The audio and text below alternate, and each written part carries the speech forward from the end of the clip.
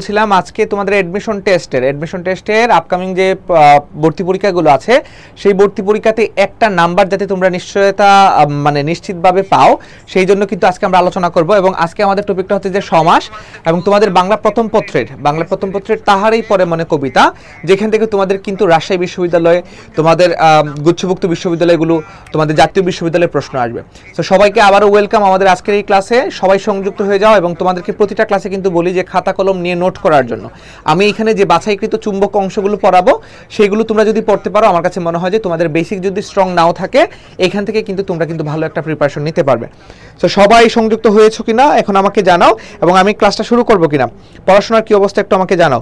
তোমাদের রাজশাহী ইউনিভার্সিটি পরীক্ষা কিন্তু খুব শীঘ্রই হতে যাচ্ছে, সেটা হচ্ছে যে আগামী শনিবার, আজকে ধরো যে 13 তারিখ, সরি আজকে 12 তারিখ শনিবার, আগামী 19 তারিখ আগামী শনিবারে কিন্তু তোমাদের রাজশাহী বিশ্ববিদ্যালয়ের এই ইউনিটের পরীক্ষা, অর্থাৎ তোমরা যারা এখানে মানবিক বিভাগের শিক্ষার্থীরা যারা স্পেশালি পরীক্ষা দিবে তাদের জন্য কিন্তু অনুষ্ঠিত হতে যাচ্ছে।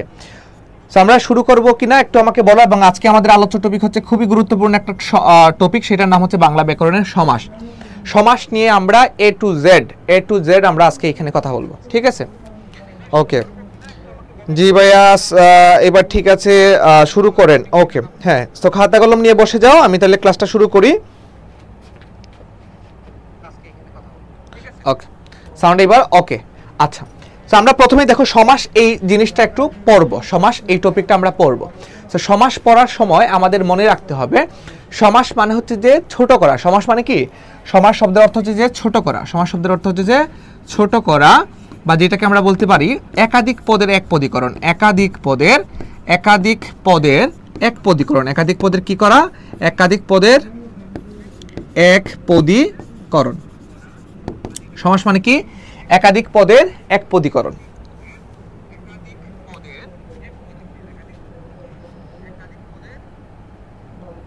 এইবার তো ঠিক আছে না? সবাই তো শুনতে পাচ্ছ ঠিক না?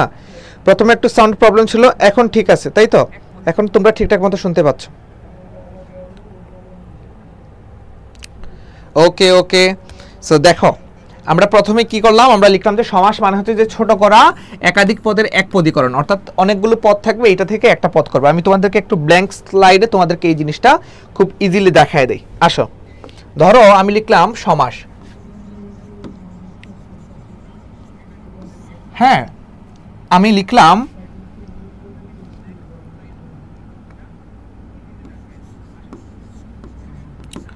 ঘরে আশ্রিত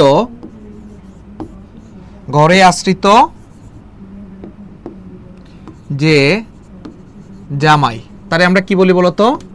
তারে আমরা এক কথায় বলি ঘর জামাই। ঘর জামাই জিনিসটা কিন্তু মজার, তাই না? ঘর জামাই জিনিসটা কিন্তু মজার, ভালো মন্দ খাওয়া যায়, কোনো পেইন নাই, একত্রে থাকা যায়, হ্যাঁ কোনো সমস্যা নাই। এটা কিন্তু একটা প্রবলেম আছে, এটা হচ্ছে যে তোমার কোনো ব্যক্তিত্ব থাকবে না, ঠিক আছে? তো যাই হোক, এই যে ঘর জামাই এইটা হচ্ছে যে বড় একটা বাক্য থেকে এটা আসছে, ঘরে আশ্রিত যে জামাই তাকে আমরা বলি ঘর জামাই। তো দেখো খুবই সহজে কিন্তু আজকে আমরা সমাসটা পড়বো, খুব সহজ। সহজ মানে খুব সহজ। এই যে বড় বাক্যটা আছে না, এই বড় বাক্যটাকে বলা হয় বেশ বাক্য। এটাকে কি বলা হয়? বেশ বাক্য, ঠিক আছে? এটাকে বলা হয় বেশ বাক্য। সো পরীক্ষাতে তোমাকে কোন জিনিসটা দেয়া থাকে? পরীক্ষাতে তোমাকে দেয়া থাকে এই ছোট্ট অংশটা, যেটাকে বলা হয় সমাসবদ্ধ পদ। সমাসবদ্ধ পদ। আসেন ভাই, যে পরীক্ষার সময় কি করে? পরীক্ষার সময় বড় বাক্য দেয়া থাকে না, বেশ বাক্য দেয়া থাকে না, তোমাকে ছোট অংশটা, এই যে সমাসবদ্ধ পদ, এটা দেয়া থাকবে। তারপর বলবে যে এইটা আসলে কোন সমাস বা এটার প্রকারভেদটা আসলে কি, ঠিক আছে? আচ্ছা, এখন এই যে ছোট অংশটা এটা আমরা পাই, এটা হচ্ছে যে বড় অংশ থেকে পাই। তার মানে সমাস মানে হচ্ছে যে এই যে বড় একটা বাক্যকে ছোট করে ফেলা, বড় একটা বাক্যকে আরাম করে ফেলা, ছোট করে ফেলা। আমরা ধরো যে ঘরে আশ্রিত যে জামাই, এটা বললে আমাদের একটু কঠিন লাগতো না, কষ্ট লাগতো না? কিন্তু এটা না বললে আমরা যখন ঘর জামাই বলি তখন কিন্তু আমাদের কাছে জিনিসটা ইজি লাগে। বুঝতে পারছো? এবার আসেন বেসিক, একদম বেসিক। সমাসের পূর্বের অংশটাকে বলা হয় পূর্বপদ। পূর্বের অংশটাকে কি বলা হয়? পূর্বপদ। পূর্বপদ। আর পরের যে অংশটা এটাকে বলা হয় পরপদ। এটাকে কি বলা হয়? পরপদ। হ্যাঁ, সমাসের পূর্বের অংশটাকে পূর্বপদ এবং পরের অংশটাকে বলা হয় পরপদ। পরপদের আরেকটা নাম আছে উত্তরপদ। আমি একদম বেসিক থেকে আপনাদেরকে শেখানোর চেষ্টা করছি।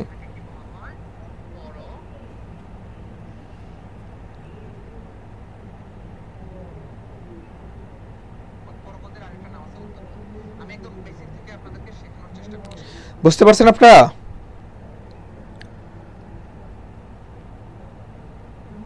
ঠিক আছে, এখন সমাস কত প্রকার বলছে, সমাস কত প্রকার, তাহলে আপনি লিখবেন সমাস প্রধানত কয় প্রকার। সমাস প্রধানত যদি বলা হয় তাহলে প্রধানত হচ্ছে 6 প্রকার। প্রধানত সমাস কয় প্রকার? 6 প্রকার। সমাস প্রধানত কয় প্রকার? 6 প্রকার। একটু খাতার মধ্যে সবাই লিখেন, এগুলো আপনারা নরমালি জানেন, আমি পিডিএফ আপনাদেরকে দিব, সমস্যা নাই। লিখেন ব্যাস বাক্য দিয়ে আমরা সহজে সমাস কিভাবে চিনব, বা পদের মাধ্যমে সমাসটা আমরা একটু চিনব। দ্বন্দ্ব সমাস। কোন সমাস? প্রথমটা হচ্ছে যে দ্বন্দ্ব সমাস, তারপরটা হচ্ছে যে দ্বিগু সমাস, তারপরটা কোন সমাস? দ্বিগু সমাস, তারপরটা তৎপুরুষ সমাস, তারপর কর্মধারয় সমাস, তারপর বহুব্রীহি সমাস, তারপর হচ্ছে অব্যয়ভাব সমাস। তারপর কোন সমাস? অব্যয়ভাব সমাস।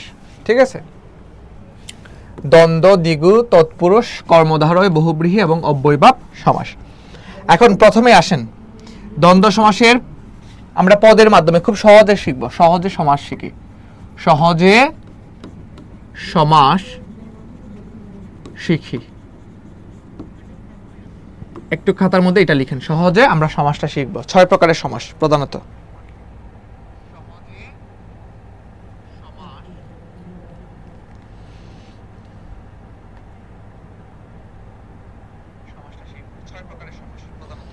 সবাই কি নোট করছেন? একটু আমাকে বলেন তো, সবাই নোট করছেন কিনা?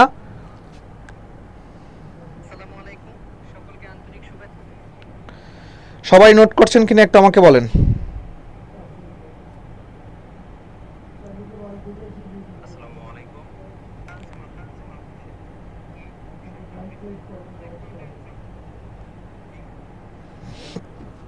জি ভাইয়া নোট করতেছি। ওকে ওকে, যারা যারা নোট করছেন সবার জন্য শুভকামনা, সবার জন্য মেনি মেনি থ্যাঙ্কস।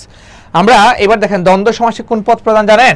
দ্বন্দ্ব সমাসে উভয় পদ প্রধান। কোন পদ প্রধান? উভয় পদ প্রধান। অর্থাৎ দ্বন্দ্ব সমাসের যে সমস্ত পদ থাকবে, অর্থাৎ যে ছোট অংশটা থাকবে, এই দুইটা ছোট অংশের মাধ্যমে দুইটা পদকেই বোঝাবে। যেমন আমরা বললাম যে বাবা মা, আমরা কি বললাম? বাবা মা। আমরা কি বললাম? বাবা মা। এখন বাবা মা বলতে এই যে সমস্ত পদ বলছে এটা কোন সমাস? এখন বাবা মা বলতে আপনি বাবাকে বোঝেন নাকি মাকে বোঝেন? প্রশ্ন। উত্তর হচ্ছে যে বাবা মা বলতে কেবল আমরা বাবাকে বুঝি না, কিংবা কেবল মাকে বুঝি না, বরং বাবা মা বলতে বাবাকে বুঝি, মাকে বুঝি। ঠিক কিনা?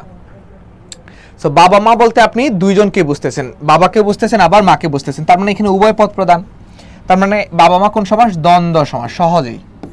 তারপর আসেন আমরা বললাম যে লাভ ক্ষতি। কি বললাম? লাভ ক্ষতি। এখন লাভ ক্ষতি বলতে লাভকে বোঝায় নাকি ক্ষতিকে বোঝায় বলেন তো? লাভ ক্ষতি বলতে লাভকেও বোঝায়, ক্ষতিকেও বোঝায়, তাই না? লাভ ক্ষতি বলতে উভয় পদ প্রদান। সো যে সমাসের মাধ্যমে উভয় পদ প্রদান থাকবে এটা 100% দ্বন্দ্ব সমাস হবে। এবং পৃথিবীতে দ্বন্দ্ব সমাস ব্যতীত অন্য কোনো সমাসে উভয় পদ প্রদান থাকে না। পৃথিবীতে দ্বন্দ্ব সমাস ব্যতীত বাকি যে সমাসগুলো আছে এগুলো এত ভালো না, এগুলোতে উভয় পদ প্রদান হয় না। বোঝাতে পারলাম? লাভ ক্ষতি বলছে কারণ পরীক্ষাতে তো আপনাকে বলবে যে লাভ ক্ষতি কোন সমাস, ঠিক না? এখন এটার বেশ বাক্য কিভাবে করবেন? দ্বন্দ্ব সমাসের বেশ বাক্য নির্ণয় করা খুবই সহজ। জাস্ট হাইপেনটা উঠায় দিয়ে ও বসায় দিবেন। কি বসায় দিবেন? হাইপেন উঠায় দিয়ে, এই যে হাইপেনটা আছে না, এটা উঠায় দিয়ে এখানে ও বসায় দিবেন। লাভ ও ক্ষতি, লাভ ক্ষতি। বাবা মা বেশ বাক্য কি? বাবা ও মা। আপনাদেরকে আরেকটা ফাঁকিবাজি টেকনিক শেখাবো, বলেন। ফাঁকিবাজি একটা টেকনিক শেখাই, ফাঁকিবাজি দেখাবো। ওই কথা বলেন আপনারা, ফাঁকিবাজি টেকনিক বলে দিব, তাহলে দেখবেন যে দ্বন্দ্ব সমাস পরীক্ষাতে ইজি লাগবে। কথা বলেন, সবাই একটু রেসপন্স করেন, বলেন। পিডিএফ দেওয়া হবে তাই করছি না ভাই নোট। না, পিডিএফ দেওয়া দিলে তো এটা পিডিএফটা মোবাইলের মধ্যে থেকে গেল, কিন্তু নোট করলে তো এটা আমাদের খাতার মধ্যে থাকলো। আমি যে পড়ালাম আপনাদেরকে, এটা আপনার 1 ঘন্টা 1.5 ঘন্টা 2 ঘন্টা পরে কি মনে থাকবে আপনাদের? আপনারা যদি খাতার মধ্যে যদি নোট না করেন, পিডিএফ অবশ্যই আমি দিব, সমস্যা নেই। আচ্ছা, এখন এই যে সমাস 6টা আমরা পড়তেছি, দ্বন্দ্ব সমাস ছাড়া পৃথিবীতে অন্য কোনো সমাসে উভয় পদ প্রদান হয় না। ঠিক আছে, তো আমরা এখানে কি করব? দ্বন্দ্ব সমাসে উভয় পদ প্রদান আর একটা ফাঁকিবাজি টেকনিক আপনাদেরকে বলে দিব, সেটার নাম হচ্ছে দ্বন্দ্ব সমাসে 100% আপনারা হাইপেন থাকবেন। লাভ ক্ষতি, বাবা মা, দোয়াত কলম, আয় ব্যয়, জমা খরচ, শাকসবজি, চা বিস্কুট সবইতে হাইফেন আছে। দ্যাটস মিন 100% এগুলো দ্বন্দ্ব সমাস, ঠিক আছে, এবং উভয় পদ প্রধান। সো আপনারা এখানে কি করবেন, এখানে আপনাদেরকে মনে রাখতে হবে যে দ্বন্দ্ব সমাসে কোন পদ প্রধান, উভয় পদ প্রধান। একটা ফাঁকিবাজি টেকনিক হচ্ছে যে 100% না বলি 99% ক্ষেত্রে দ্বন্দ্ব সমাসে হাইফেন থাকবে। হাইফেন তো চিনেন, হাইফেন থাকবে, একটা জ্যোতি চিহ্ন, এই হাইফেনটা থাকবে। বোঝাতে পারলাম কিনা বলেন? শেষ, দ্বন্দ্ব সমাস শেষ। আপনাদেরকে এখন এইভাবে মুখস্থ করানোর কোনো কারণই নেই যে যে সকল পদের মধ্যে সমসমান দুইটা পদের দুইটাকেই বোঝাবে সেটা দ্বন্দ্ব সমাস। নো, বইয়ের মধ্যে অনেক পড়েছেন আপনারা। এখন আপনাদেরকে টেকনিকের মাধ্যমে কিভাবে এই শর্ট মুহূর্তে বা এই শর্ট টাইমে কিভাবে আপনাদেরকে বোঝানো যায় সেটাই আমি আপনাদেরকে বোঝাবো। তো দ্বন্দ্ব সমাসে কোন পদ প্রধান? অবশ্যই উভয় পদ প্রধান, ঠিক আছে।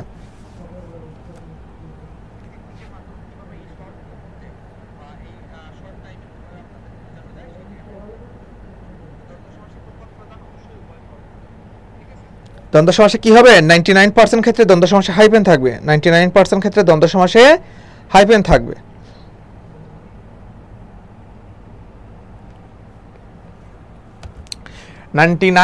ক্ষেত্রে দ্বন্দ্ব সমাসে হাইফেন থাকবে। সো এখানে আমরা লাভ ক্ষতি, বাবা মা, জমা খরচ, আয় ব্যয়, হ্যাঁ আমি লিখলাম আয় ব্যয়, আয় ও ব্যয়, আয় ও ব্যয়, ঠিক আছে, আয় ব্যয়। আচ্ছা, এইবার আপনাকে বলছে দাদা দাদি কোন সমাস? দাদা দাদি কোন সমাস বলেন তো? এটা পারবেন, এটা সহজে। দাদা দাদি বলতে উভয় পদ প্রধান পাচ্ছে কিনা? এই যে পূর্বপদ পরপদ, সমস্ত পদের মধ্যে দুইটা পদ আছে। হ্যাঁ, সমাসের মধ্যে ম্যাক্সিমাম সমাসের ক্ষেত্রে দুইটা পদ থাকবে। হ্যাঁ, দুইটা পদ যদি থাকে তাহলে দেখেন দুইটা পদেই প্রধান কিনা। দাদা দাদি বলতে কি আমরা কেবল দাদাকে বুঝতেছি? নো, দাদাকেও বুঝতেছি আবার দাদিকেও কিন্তু বুঝতেছি। সো দুইটা পদেই দুইজন ব্যক্তিকে, দুইজন মানুষকে বোঝাইতেছে, দুইটা পদেই প্রধান। সো যে সমাসে উভয় পদ প্রধান থাকবে সেটাই দ্বন্দ্ব সমাস। বোঝাতে পারলাম কিনা বলেন তো একটু? আসসালামু আলাইকুম তামান্না তাবাসসুম, কেমন আছেন আপনি?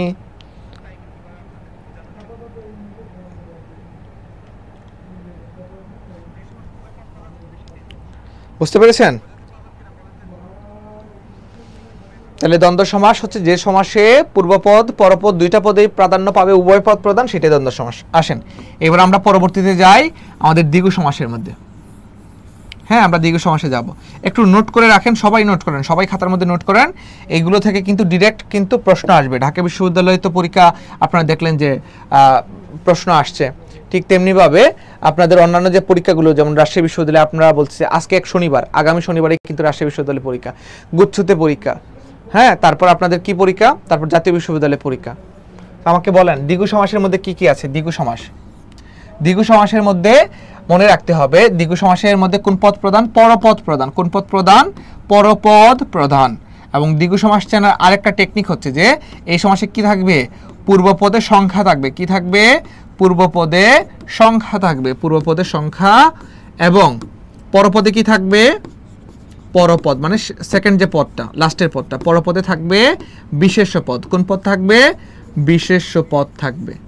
তার মানে কি, যে সমাসের পূর্বপদের সংখ্যা থাকবে এবং পরপদ বিশেষ্য থাকবে এবং পরপদ প্রধান থাকবে সেটাকে বলা হবে দ্বিগু সমাস। আসেন কিছু সলভ করি। ধরেন আমি লিখলাম চৌরাস্তা। কি লিখলাম? এই চৌরাস্তা। আমি লিখলাম ধরেন যে নবরত্ন। কি লিখলাম? নবরত্ন। আমি লিখলাম যে আপনার ষড়ঋতু। কি লিখলাম? ষড়ঋতু। আমি লিখলাম যে ধরেন যে আপনার পঞ্চবটি। কি লিখলাম? পঞ্চবটি। আমি লিখলাম আপনাদের সপ্তাহ। কি লিখলাম? সপ্তাহ। আমি লিখলাম আপনাদের 13 নদী। 13 নদী। এখন এই সবগুলোই কি জানেন? এই সবগুলোই হচ্ছে দ্বিগু সমাস। তো দ্বিগু সমাস আমরা পরীক্ষাতে কিভাবে চিনব? এইভাবে জাস্ট দেয়া থাকবে, এইভাবে দেয়া থাকবে।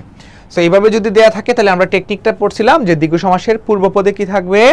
পূর্বপদে সংখ্যা থাকবে। পূর্বপদে কি থাকবে? পূর্বপদে থাকবে সংখ্যা, আর পরপদ হবে বিশেষ্য। বিশেষ্যটি আমরা ইংরেজিতে কি বলি? নাউন বলি। বিশেষ্যটি আমরা ইংরেজিতে কি বলি? নাউন বলি। তো এখানে সপ্তাহের মধ্যে আমরা কি পাই দেখেন তো? সপ্তাহ শব্দটাকে ভাঙলে আমরা পাই সপ্ত আর অহ। সপ্ত মানে হচ্ছে যে 7 সংখ্যা, আর অহ মানে হচ্ছে যে দিন। ঠিক আছে, তাহলে সপ্তাহ কি হবে? সপ্ত অহের, আমরা জানি যে দ্বিগু সমাসের ব্যাস বাক্যে কি হবে? সমাহার হবে। কি হবে? সমাহার। সমাহার বা মিলন। সমাহার মানে কি? সমষ্টি বা মিলন বোঝায়। সমষ্টি বা মিলন বোঝায়। বুঝতে পারছেন?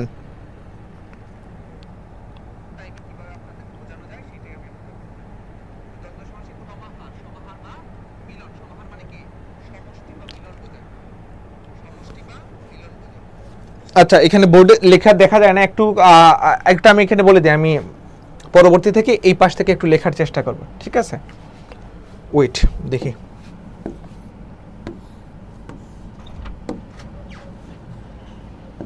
আচ্ছা, আমি এই পাশে একটু নিয়ে আসি, বোর্ড অনেক বড়, কিন্তু আমি আপনাদেরকে বোঝানোর জন্য পুরোটা জিনিস একটু, এটা তো এদিকে আসার কথা। আচ্ছা, তাহলে আপনারা একটা নোট করেন, সপ্ত অহের সমাহার, ঠিক আছে? সপ্ত অহের সমাহার। আমি এটা বেশি বড় করে ফেলছি, এটা একটু ছোট করে ফেলি। এই যে এখন দেখা যাবে, হ্যাঁ এখন দেখা যাবে। ওকে ওকে ভাই। তাহলে সপ্তাহ মানে হচ্ছে সপ্ত অহের সমাহার। সমাহার মানে কি? সমাহার মানে হচ্ছে যে সমষ্টি বা মিলন। তো দেখেন আমরা ক্রস চেক করি যে সপ্তাহের মধ্যে কি পূর্বপদের সংখ্যা পাচ্ছি কিনা। এই ওয়েট ওয়েট ওয়েট, এখন ঠিক আছে, ঠিক আছে। পূর্বপদের সংখ্যা পাচ্ছি কিনা দেখেন, পূর্বপদে কিন্তু আমরা সংখ্যা পাচ্ছি। সপ্ত মানে 7, 7 কিন্তু একটা সংখ্যা।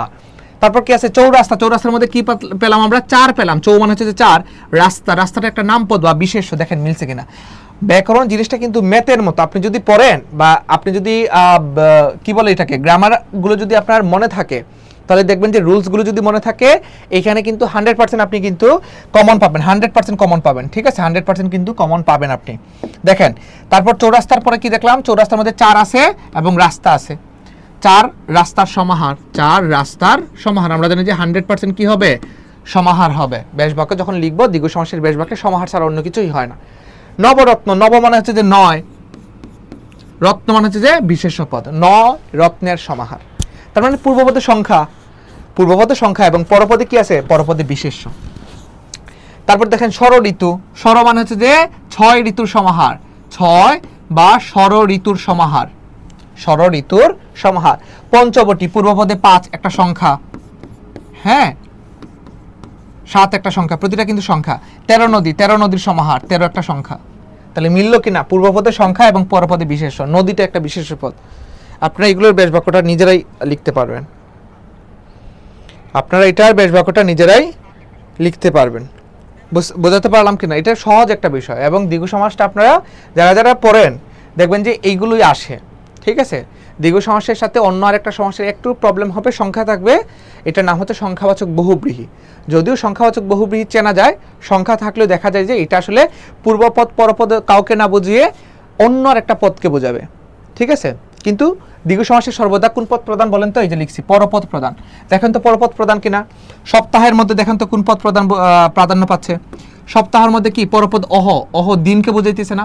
এই সপ্তাহ বলতে কি আপনি 7কে বুঝতেছেন নাকি দিনকে বুঝতেছেন? সপ্তাহ বলতে আপনি আসলে একটা আলটিমেট একটা দিন বুঝতেছেন, যে দিনের সমষ্টি হচ্ছে যে 7 দিন থাকবে, ঠিক আছে? মানে 7 দিনের সমষ্টি। মেইন কথা এখানে দিনকে আমরা বুঝতেছি। ঠিক তেমনিভাবে চৌরাস্তা। চৌরাস্তা বলতে আপনি 4কে বুঝতেছেন নাকি রাস্তাকে বুঝতেছেন? চৌরাস্তা যখন কেউ আপনাকে বলবে যে তুমি এই জায়গার চৌরাস্তায় আসো, তখন আপনার মাথার মধ্যে থাকবে যে একটা রাস্তাকে কিন্তু আপনি, পরপদ রাস্তাকে কিন্তু আপনি বুঝতেছেন। ধরেন যে এই যে 4টা রাস্তা। চৌরাস্তা বলতে কি বুঝি আমরা? আসলে আলটিমেট কিন্তু একটা রাস্তাকে বুঝতেছি, পরপদ প্রধান। নবরত্ন। নবরত্ন বলতে পূর্ব 9কে কিন্তু বোঝায় না, বরং রত্নকে বোঝায়। সম্রাট আকবরের আমলে, হ্যাঁ 9 জন রত্ন ছিলেন, সবাই রত্ন ছিলেন তারা, বা গুণী ব্যক্তি ছিলেন, তাদেরকে কিন্তু বলা হতো একত্রে নবরত্ন। ষড় ঋতু। ষড় ঋতু বলতে কিন্তু 6কে বোঝায় না, ষড়কে কিন্তু বোঝায় না, ঋতুটাকেই কিন্তু বোঝায়। ষড় ঋতু বলতে আলটিমেট আমরা ঋতুকে বুঝতেছি, ঠিক আছে? পঞ্চবটি, 13 নদী, হ্যাঁ এগুলোর মাধ্যমে কিন্তু আসলে পরপদ বোঝায়। তো আশা করি আপনারা এই জিনিসটা বুঝতে পেরেছেন।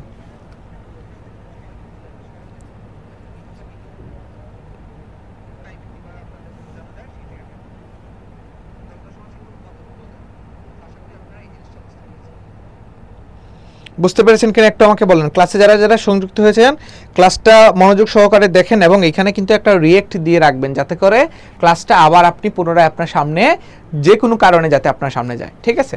সেখানে 13 নদী লিখলাম, 13 নদীর সমাহার। তাহলে দ্বিগু সমাসের ব্যাস বাক্যটা কি হবে বলেন তো? দ্বিগু সমাসের ব্যাস বাক্যে সর্বদা সমাহার দিয়ে দিব আমরা। এটা একটা স্ক্রিনশট নেন তো, এটা একটা স্ক্রিনশট নেন।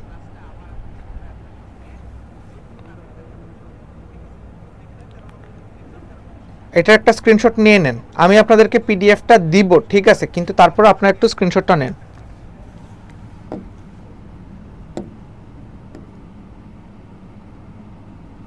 ওকে, লেখা দেখা যায় না, বোর্ড একদম ফুল দেখা যায় না। আই হোপ এখন আপনারা দেখতে পাবেন ফুল বোর্ড, ফুল বোর্ড আপনারা এখন দেখতে পারবেন, ঠিক আছে। ওকে ওকে ফাইন।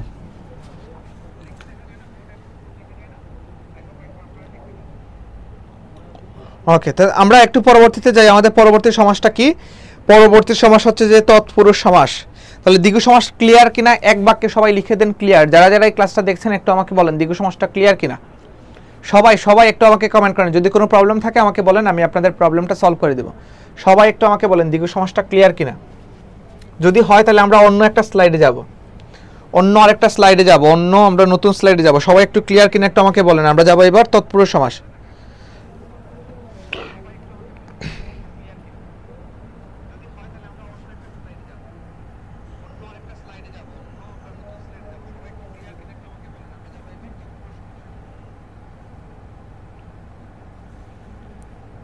ঠিক আছে, তাহলে আমরা কি করি, আমরা পরবর্তী সমাসে যাই। লিখেন, পরবর্তী সমাসের নাম হচ্ছে তৎপুরুষ সমাস। পরবর্তী সমাসের নাম কি?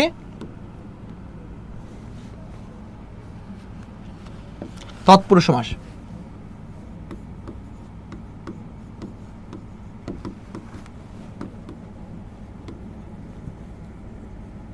পরবর্তী সমাসের নাম কি? তৎপুরুষ সমাস। এখন প্রথম কথা হচ্ছে যে তৎপুরুষ সমাসে পরপদ প্রধান। কোন পদ প্রধান?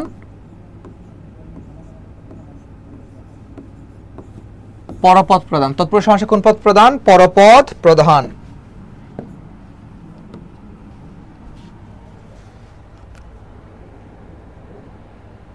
জি ভাইয়া, বুঝতে পেরেছি, বুঝছি ভাইয়া, ওকে ফাইন।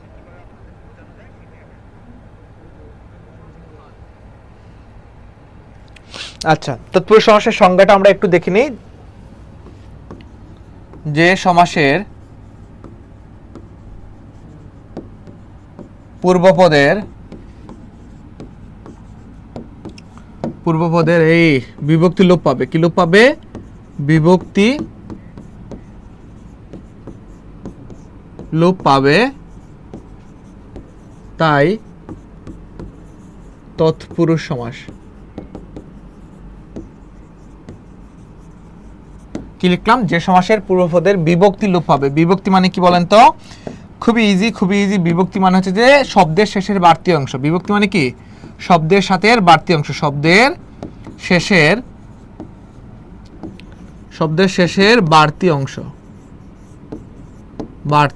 অংশ। আমি উদাহরণ দিই, আপনাদের কাছে সহজ মনে হবে। ধরেন আমি লিখলাম যে ভিক্ষুক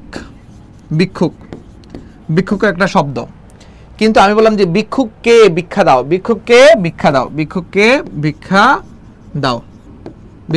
দাও। সো এখানে মূল শব্দটা কি ছিল বলেন তো? মূল শব্দটা ছিল কি? মূল শব্দটা ছিল আপনার ভিক্ষুক। মূল শব্দটা কি ছিল? ভিক্ষুক। এর সাথে কি যুক্ত হয়েছে? কে যুক্ত হয়েছে। এই যে কেটা আছে, এটাই হচ্ছে একটা বিভক্তি। এটাই কি? একটা বিভক্তি। মনোযোগ দেন, এটা একদম ইজি লাগবে। মনোযোগ দেন, ভিক্ষুককে ভিক্ষা দাও, এখানে এই যে শব্দের শেষের কি যুক্ত হয়েছে? একটা বিভক্তি যুক্ত হয়েছে। বোঝাতে পারলাম কিনা বলেন?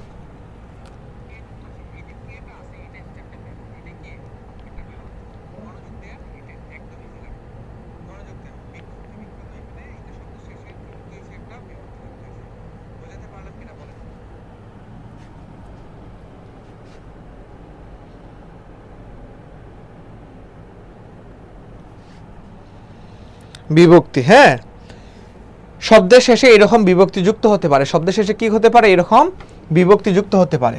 ধরেন প্রথমা বিভক্তি, দ্বিতীয় বিভক্তি, বিভক্তিগুলো আমি একটু লিখে দিই কি কি যুক্ত হইতে পারে। তৃতীয় বিভক্তি, তারপর চতুর্থী বিভক্তি, তারপর পঞ্চমী বিভক্তি। লেখা দেখা যায়? দেখি তো, হ্যাঁ দেখা যায়। তারপর ষষ্ঠী বিভক্তি, হ্যাঁ, তারপর সপ্তমী বিভক্তি। সো বিভক্তিগুলো আপনারা একটু খাতার মধ্যে লিখেন। বিভক্তিগুলো লিখেন। প্রথম বিভক্তি হচ্ছে যে যদি কোনো শব্দের শেষে কিছু যুক্ত না হবে, বা শূন্য বিভক্তি, কোনো কিছু যুক্ত হবে না। দ্বিতীয় বিভক্তি হচ্ছে যে কে রে। তৃতীয় বিভক্তি হচ্ছে যে ধারা দিয়া কর্তৃক, ধারা দিয়া কর্তৃক, হ্যাঁ এটা একটু মুছে ফেলি, দ্বারা দিয়া কর্তৃক। তৃতীয় বিভক্তি কি হচ্ছে, এই সবাই একটু খাতার মধ্যে নোট করেন সবাই। চতুর্থ বিভক্তি হচ্ছে যে আবার কে রে, এটার সাথে আবার দুইটা জিনিস যুক্ত হয়, একটা হচ্ছে যে জন্যে আর একটা হচ্ছে যে নিমিত্তে, জন্যে আর নিমিত্তে। পঞ্চম বিভক্তি হচ্ছে যে হইতে থেকেছে, হইতে থেকে চে। ষষ্ঠী বিভক্তি হচ্ছে যে র এর, ষষ্ঠী বিভক্তি কি র এর। সপ্তমী বিভক্তি হচ্ছে যে এ অন্তস্থ ও তে, ঠিক আছে, মানে এগুলো শব্দের শেষে যুক্ত হয়, এগুলো শব্দের শেষে কি হয় বাড়তি অংশ। সো বিভক্তির চারটা আপনারা একটু লিখে রাখেন।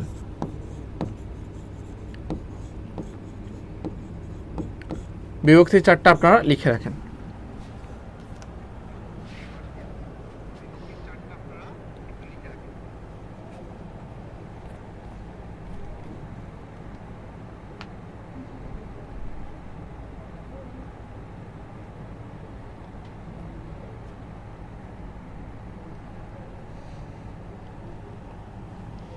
বুঝাতে পারলাম আমি?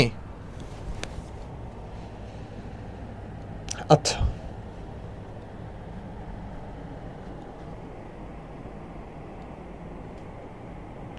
আচ্ছা, তাহলে পূর্বপদের বিভক্তি লোপ পেয়ে যে সমাস হবে সেটাই তৎপুরুষ সমাস, এবং তৎপুরুষ সমাসে পরপদ প্রদান আসে না। এবার আমরা কিছু সলভ করি, আমরা উদাহরণ দিই।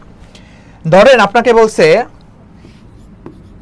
বিপদকে আপন্ন, বিপদকে আপন্ন, এটারে আমরা কি বলি বলেন তো? বিপদকে আপন্ন, এটাকে আমরা বলি বিপদ আপন্ন। এটাকে আমরা কি বলি? বিপদাপন্ন, বিপদাপন্ন। তাইলে একটু লক্ষ্য করে দেখেন তো, এই যে বিপদকে আপন্ন আমি বললাম, এখানে আমি বললাম বিপদাপন্ন আমি বললাম, তাহলে কোন জিনিসটা মাঝখান থেকে ছেঁকা খাইছে? কোনটা? বিপদ আসছে আপন্ন আসছে, বিপদ আসছে আপন্ন আসছে, মাঝখান থেকে এই যে কে বিভক্তিটা লোপ পাইছে না, বা এই কে বাড়তি অংশটা ছেঁকা খাইছে কিনা? যদি খায় তাহলে এইটাই বিভক্তি, এইটাই তৎপুরুষ সমাস। বলছে যে সমাসের পূর্বপদে, যে সমাসের পূর্বপদের বিভক্তি লোপ পাবে, এই যে পূর্বপদের বিভক্তিটা লোপ পাইছে, বিপদকে আপন্ন থেকে আসছে বিপদাপন্ন, হ্যাঁ, তার মানে কে বিভক্তিটা লোপ পাইছে। লোপ মানে কি? লোপ মানে হচ্ছে যে বাদ যাবে, বাদ যাওয়া। লোপ মানে কি? বাদ যাওয়া, বাদ যাবে, সেটা কি বলা হবে? তৎপুরুষ সমাস। বুঝাতে পারলাম? বলেন।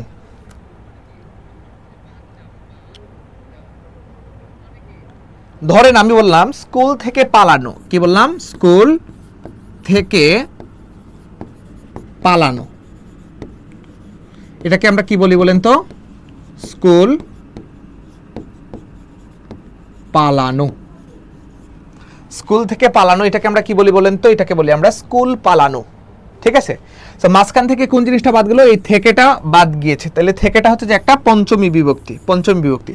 তার মানে এটা হচ্ছে যে তৎপুরুষ সমাস, বা স্পেসিফিক করে বললে এটা হচ্ছে যে পঞ্চমী তৎপুরুষ সমাস, মানে যে বিভক্তিটা লোপ পাবে সেইটা সেই তৎপুরুষ সমাস হবে। ধরেন দ্বিতীয় বিভক্তি লোপ পেয়ে কোনো সমাস যদি হয় তাহলে এটা দ্বিতীয় তৎপুরুষ সমাস। যদি এই যে থেকে, এটা একটা পঞ্চমী বিভক্তি, তো পঞ্চমী বিভক্তি লোপ পেয়ে যে সমাসটা হবে স্কুল পালানো, এটা পঞ্চমী তৎপুরুষ সমাস। সিম্পল একটা জিনিস। বোঝাতে পারলাম কিনা বলেন সবাই? সবাই তৎপুরুষ সমাস নিয়ে কোনো প্রবলেম আছে কিনা বলেন? আমি আরো উদাহরণ দিই, আপনাদের সামনে নিশ্চয়ই বই আছে, তো বইয়ের মধ্যে আপনারা সেম জিনিসটাই দেখতে পাবেন।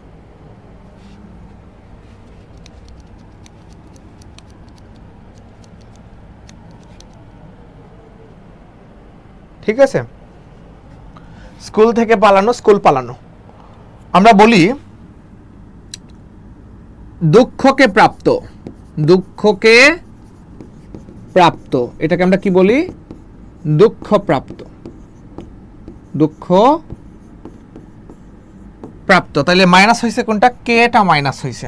কে একটা বিভক্তি, কে কোন বিভক্তি? কে হচ্ছে যে একটা, কে কোন বিভক্তি? দ্বিতীয় অথবা চতুর্থী, আমরা দ্বিতীয় বিভক্তি দিব। দুঃখ প্রাপ্ত হচ্ছে যে দ্বিতীয় তৎপুরুষ সমাস, দুঃখ প্রাপ্ত। এখন বলেন রাজহাঁস কোন সমাস? রাজহাঁস, রাজহাঁস, রাজহাঁস এটা কোন সমাস? সবাই উত্তর করেন তো দেখি। এটা যে পারবেন তার জন্য আজকে একটা পুরস্কার থাকবে, আজকে অনলাইনে আপনাদেরকে একটা পুরস্কার দিব। বলেন রাজহাঁস কোন সমাস? এটা উত্তর দিতে সবাই ঝটপট এটা উত্তরটা দেন, আমি যে উত্তর দিবে তাকে আমি আজকে পুরস্কৃত করব। এখানে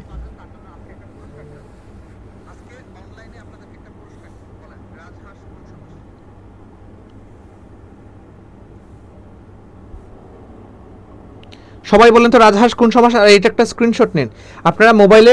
পিডিএফ আমি দিব না, আমি পিডিএফ দিব না, আপনারা যদি নোট না করেন পিডিএফ দিব না। অনেকে বলতেছেন যে পিডিএফ পাবো না, এই জন্য নোট করছেন না। নো,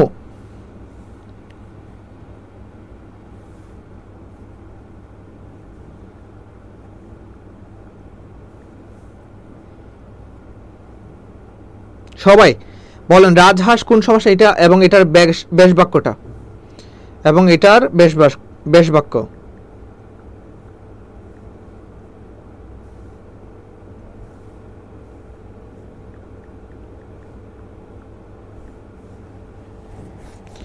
রাজহাঁস কোন সমাস এবং এটার বেশ বাক্য।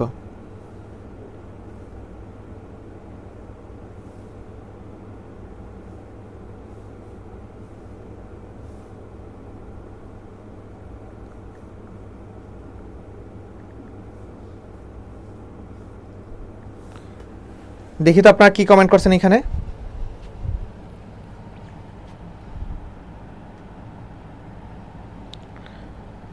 রূপক কর্মধারয়, no no no no no no. রাজহাঁস কোন সমাস?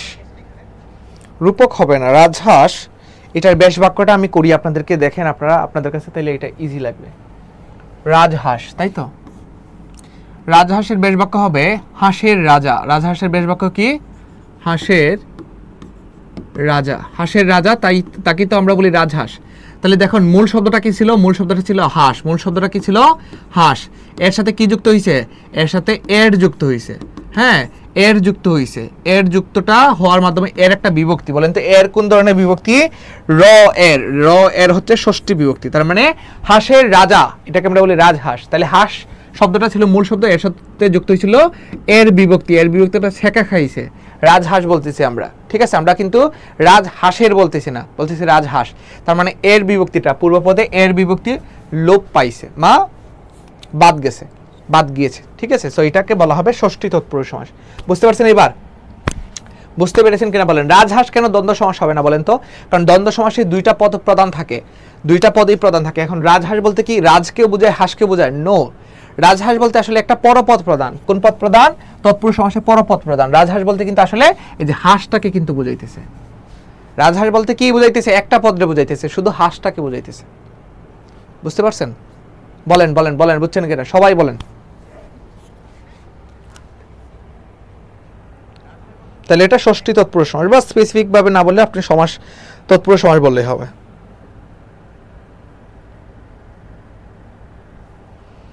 সবাই একটু আমাকে একটু বলেন, সবাই আমাকে বলেন তো। রাজহাঁস, হাঁসের রাজা, এটাকে বলা হয় রাজহাঁস। তাহলে রাজহাঁস ষষ্ঠী তৎপুরুষ সমাস। বুঝতে পেরেছেন? তাহলে আমি এটা অন্য স্লাইডে যাই। এটা তো আপনাদেরকে এগুলো দিয়ে দেওয়া হবে। এই যে আপনাদেরকে যেগুলো দেখানো হচ্ছে এগুলো আপনারা পেয়ে যাবেন। দেখেন আমি কিন্তু আপনাদের এখানে কিন্তু আছে, কি বলে এটাকে, স্লাইডগুলো আছে। সো স্লাইডগুলো আমি আসলে দেখাতে চাচ্ছি না, কারণ স্লাইডগুলো তো আপনাদেরকে পিডিএফ দেওয়া হবে। আমি যদি লিখে দেখাই এটা আপনাদের কাছে সবচেয়ে বেশি ইজি লাগবে। এই যে এখানে পূর্বপদ প্রদান, পরপদ প্রদান এগুলো আছে। ঠিক আছে, সো এগুলো তো আপনাদেরকে দেখাবো, এগুলো আমি লিখে দেখাই আপনাদেরকে, তাইলে সবচেয়ে বেশি ভালো হয়। বুঝতে পেরেছেন? যাই হোক, আমি তাহলে আপনাদেরকে দেখাই। কই গেলাম?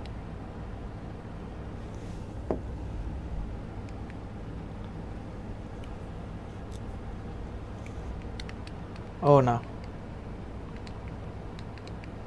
ঠিক আছে। তাহলে দেখেন আমি আপনাদেরকে দেখাই তৎপুরুষ সমাসের পরে কোন সমাস দেখাবো বলেন তো? তৎপুরুষ সমাসের পরে এবার অন্য আরেকটা সমাস দেখাই। আমরা দ্বন্দ্ব দ্বিগু পড়লাম, এবার আসেন জি ভাইয়া, বুঝতে পেরেছি, ওকে। এবার আসেন লিখেন বহুব্রীহি সমাস। বহুব্রীহি সমাস লিখেন, যে সমাসের কি হবে না, এই বহুব্রীহি সমাসেও কি প্রধান? অন্য পদ প্রধান। কোন পদ প্রধান? অন্য পদ। অর্থাৎ এখানে পূর্বপদ পরপদ কোনটাকে না বুঝিয়ে অন্য পদ বা ভিন্ন পদ প্রধান। কোন পদ প্রধান? ভিন্ন পদ, ভিন্ন পদ প্রধান। ঠিক আছে, তাহলে লিখেন যে সমাসে সমসমান পদের, যে সমাসের পূর্বপদ পরপদ কোনটির অর্থ না বুঝিয়ে, যে সমাসের পূর্বপদ পরপদ, লেখা দেখা যায় না, পরপদ কোনটির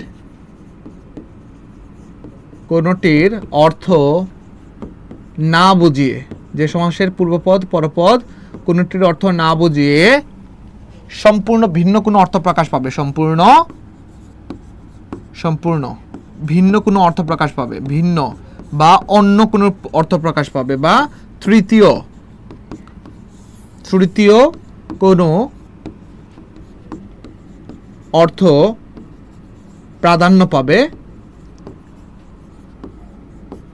তাই বহুব্রীহি সমাস। আমি উদাহরণ দিলে জিনিসটা ক্লিয়ার হবে। হ্যাঁ, উদাহরণ দিলে জিনিসটা ক্লিয়ার হবে। তাহলে যে সমাসের পূর্বপদ পরপদ কোনটির অর্থ না বুঝিয়ে সম্পূর্ণ ভিন্ন কোনো অর্থ প্রকাশ পাবে, অন্য কোনো পদের প্রাধান্য পাবে, কিংবা তৃতীয় পদ প্রাধান্য পাবে, সেটাকে বলা হবে বহুব্রীহি সমাস। আমি লিখলাম সহোদর। আমি কি লিখলাম? সহোদর। আমি কি লিখলাম? সহোদর। সো সহোদরের মধ্যে দুইটা পদ পাই। কয়টা পদ পাই? দুইটা পদ। কি কি বলেন তো? সহোদরের মধ্যে প্রথম পদটা হচ্ছে যে সহ। সহোদরের মধ্যে কি পাই? সহ পাই আর উদর পাই। সহ পাই আর কি পাই? উদর পাই। সহ মানে হচ্ছে যে সমান, আর উদর মানে হচ্ছে যে পেট। এখন সহোদর বলতে কি সহকে বোঝায় নাকি উদরকে বোঝায় বলেন তো? সহকেও বোঝায় না, পেটকেও বোঝায় না, বরং সহোদর বলতে মায়ের পেটের আপন ভাইকে বোঝায়। তার মানে এখানে ভিন্ন একটা পদ প্রদান, মানে পূর্বপদ এবং পরপদ কোনটির অর্থই বোঝাবে না। পূর্বপদ পরপদ সহ উদর কোনটার অর্থ না বুঝিয়ে সহোদর বলতে কিন্তু আপন ভাইকে বোঝায়। কাকে বোঝায়? আপন ভাই বা একই মায়ের ঔরসজাত বা গর্ভজাত যে সন্তান, তাদেরকে কিন্তু বোঝায় সহোদর। ঠিক আছে? তো সহোদরের বেশ বাক্যটা কি হবে? বেশ বাক্যটা আপনারা লিখবেন সহ উদর যার। আপনারা মনে রাখবেন বহুব্রীহি সমাসের বেশ বাক্যে যার যাতে যে থাকে, যার যাতে যে, এইগুলো থাকে। ঠিক আছে? সহোদরের পরে আমরা লিখলাম গায়ে হলুদ। কি লিখলাম? গায়ে হলুদ। এখন গায়ে হলুদ বলতে আপনি গাকে বুঝতেছেন নাকি হলুদকে বুঝতেছেন বলেন তো আমার, একদম সত্যি করে একটা কথা বলেন তো, গায়ে হলুদ বলতে গাকে বুঝতেছেন না হলুদকে বুঝতেছেন?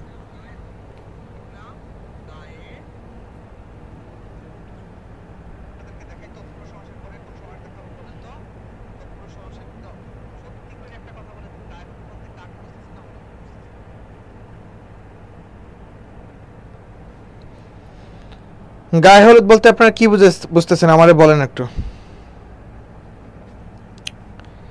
গায়ে হলুদ বলতে আপনি গাকেও বুঝতেছেন না, আবার হলুদকেও বুঝতেছেন না। পূর্বপদ গাকে বুঝতেছি না, হলুদকে বুঝতেছেন না, বরং গায়ে হলুদ বলতে আমরা আসলে একটা অনুষ্ঠানকে বুঝি, একটা অনুষ্ঠানের নাম। এটা কিসের নাম বলেন তো? একটা অনুষ্ঠানের নাম। সো যে সমাসগুলোর মাধ্যমে অনুষ্ঠানের নাম, যে সমাসগুলোর মাধ্যমে পূর্বপদ পরপদ কোনটাই না বুঝিয়ে সম্পূর্ণ ভিন্ন কোনো অর্থ প্রাধান্য পাবে বা প্রকাশ হবে, সেটাকে বলা হবে কি সমাস? বহুব্রীহি সমাস। এবং এটার বেশ বাক্য হবে গায়ে হলুদ দেয়া হয় যে অনুষ্ঠানে। গায়ে হলুদ দেয়া হয় যে অনুষ্ঠানে। এরকম ভাবে হাতে খড়ি দেয়া হয় যে অনুষ্ঠানে। হাতে খড়ি বলতে হাতকে বোঝায় না, খড়িকে বোঝায় না, বরং হাতে খড়ি বলতে একটা শিশুদের হাতে খড়ি দেওয়ার অনুষ্ঠানকে কিন্তু বোঝায়।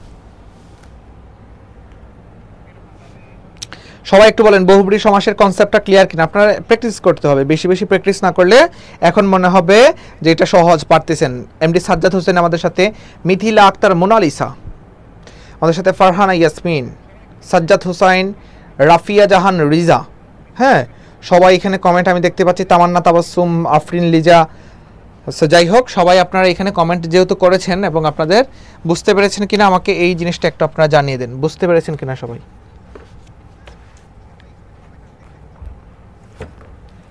সবাই বুঝেছেন কিনা? বুঝে থাকলে এটার স্ক্রিনশট নেবেন।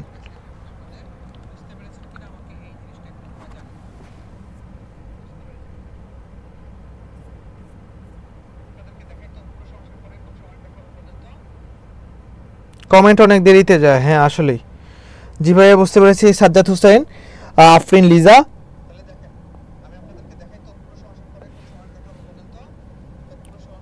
ক্লিয়ার ভাইয়া, ওকে ফাইন, ঠিক আছে। সো বহুব্রীহি সমাস আপনাদের আরো কিছু 10টা করে বহুব্রীহি সমাস বা 20টা করে বহুব্রীহি সমাস আপনাদের বাড়ির কাজ, HW হোমওয়ার্ক, 10টা করে হোমওয়ার্ক আপনাদের।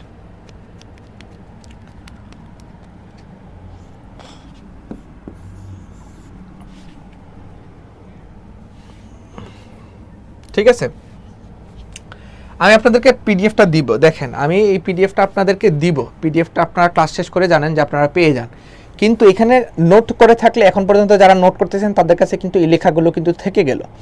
সো নোট এই জন্যই করা দরকার যে আপনি নোট করলে কি হবে, নোট করলে এটা আপনার খাতার মধ্যে নিজের মতো করে নোট করে রাখলেন, এটা আপনার খাতার মধ্যে থাকলো।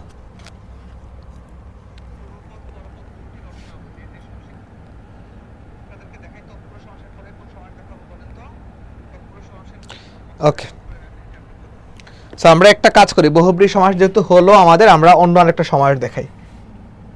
আমরা এবার দেখাবো অব্যয়ীভাব সমাস। কোন সমাস দেখাবো?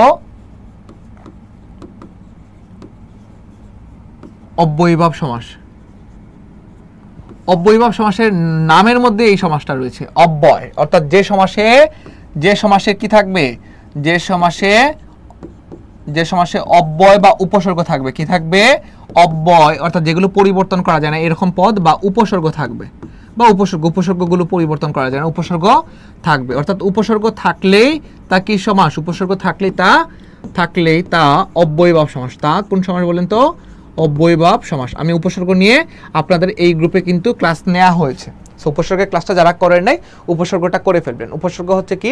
এমন কতিপয় শব্দাংশ যেগুলো কি শব্দের পূর্বে যুক্ত হয়, একটা মূল শব্দের পূর্বে ব্যবহৃত হয়, বসে এবং শব্দটাকে চেঞ্জ করে। যেমন আমি বললাম যে কি দিন, এই দিন শব্দের পূর্বে একটা উপসর্গ বসে প্রতি, ঠিক আছে, এটাকে কি বলা হয়? প্রতি। তাহলে কি হয়ে গেল? প্রতিদিন। দিনের পূর্বে প্রতিযুক্ত হয়ে একটা উপসর্গ। এরকমভাবে গমন শব্দের পূর্বে যুক্ত হয়ে আগমন হয়ে যায়। মিল শব্দের শুরুতে অযুক্ত হয়ে অমিল হয়ে যায়। সো যে সকল সমাসের পূর্বে বা সমাসবদ্ধ যে শব্দগুলোতে উপসর্গ হবে বা উপসর্গ থাকবে সেগুলোকে বলা হবে অব্যয়ীভাব সমাস। যেমন আমি আপনাদেরকে বললাম বিশৃঙ্খলা। আমি কি বললাম? ওই লেখা আসে না, হ্যাঁ আপনারা আবার ভয় পায়েন না, আমি আপনাদেরকে ধমক দেই নাই, বোর্ডটাকে ধমক দিছি। বিশৃঙ্খলা। এখন বিশৃঙ্খলা শব্দের মধ্যে দেখেন মূল শব্দটা ছিল শৃঙ্খলা। মূল শব্দটা কি ছিল? শৃঙ্খলা। এর পূর্বে কি যুক্ত হয়েছে? এর পূর্বে একটা উপসর্গ যুক্ত হয়েছে যেটার নাম হচ্ছে বি। সো বিশৃঙ্খলা, এটা এক কথায় প্রকাশ। আপনারা এরকমভাবে ব্যাখ্যা লিখবেন বা ব্যাস বাক্য লিখবেন, শৃঙ্খলার অভাব। শৃঙ্খলার অভাবকেই তো আমরা বলি বিশৃঙ্খলা। তারপর লিখেন বেয়াদব। বেয়াদব শব্দের বেটা একটা উপসর্গ। তাহলে বেয়াদব কোন সমাস? অব্যয়ীভাব সমাস। অর্থাৎ যে সমাসে উপসর্গ থাকবে সেটাই অব্যয়ীভাব সমাস। অব্যয় মানে হচ্ছে যে উপসর্গ। অব্যয় মানে কি? ওয়ান কাইন্ড অফ উপসর্গ, বা অব্যয় মানে উপসর্গ না, উপসর্গ মানেই অব্যয়, এগুলো পরিবর্তন করা যায় না। তো বেয়াদব, আদবের অভাব। গড়মিল, গড় একটা উপসর্গ। এখন এটার জন্য আপনার উপসর্গগুলো জানা থাকতে হবে। তাহলে পরীক্ষাতে আসলো গড়মিল কোন সমাস? অনেক বোর্ডে আসছে, অনেক এইচএসসিতে আসছে, অনেক আপনাদের অ্যাডমিশনে আসছে, গুচ্ছতে আসছে। গড়মিল কোন সমাস? এখন গড়মিল কোন সমাস বলবেন? গড়মিল হচ্ছে অব্যয়ীভাব সমাস। কেন? এটা কি লিখবেন? মিলের অভাব। এটা কি লিখবেন? মিলের অভাব।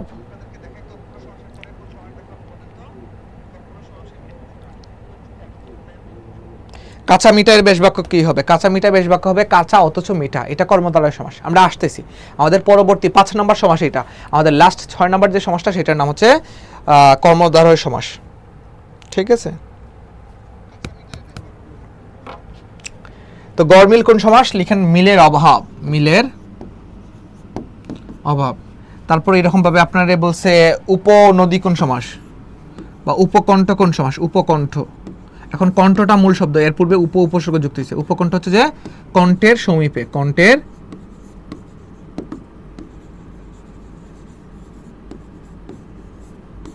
সমীপে, এটাকে বলা হয় উপকণ্ঠ। বুঝতে পেরেছেন?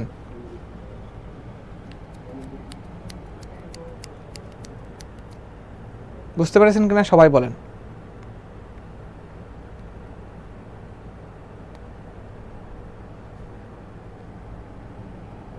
আচ্ছা, কণ্ঠের সমীপে। তারপর আপনাকে বলা হইল যে প্রতিদিন কোন সমাস?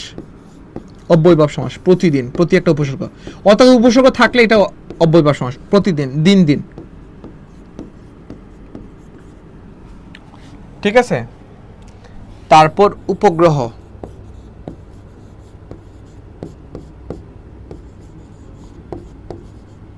গ্রহের সদৃশ।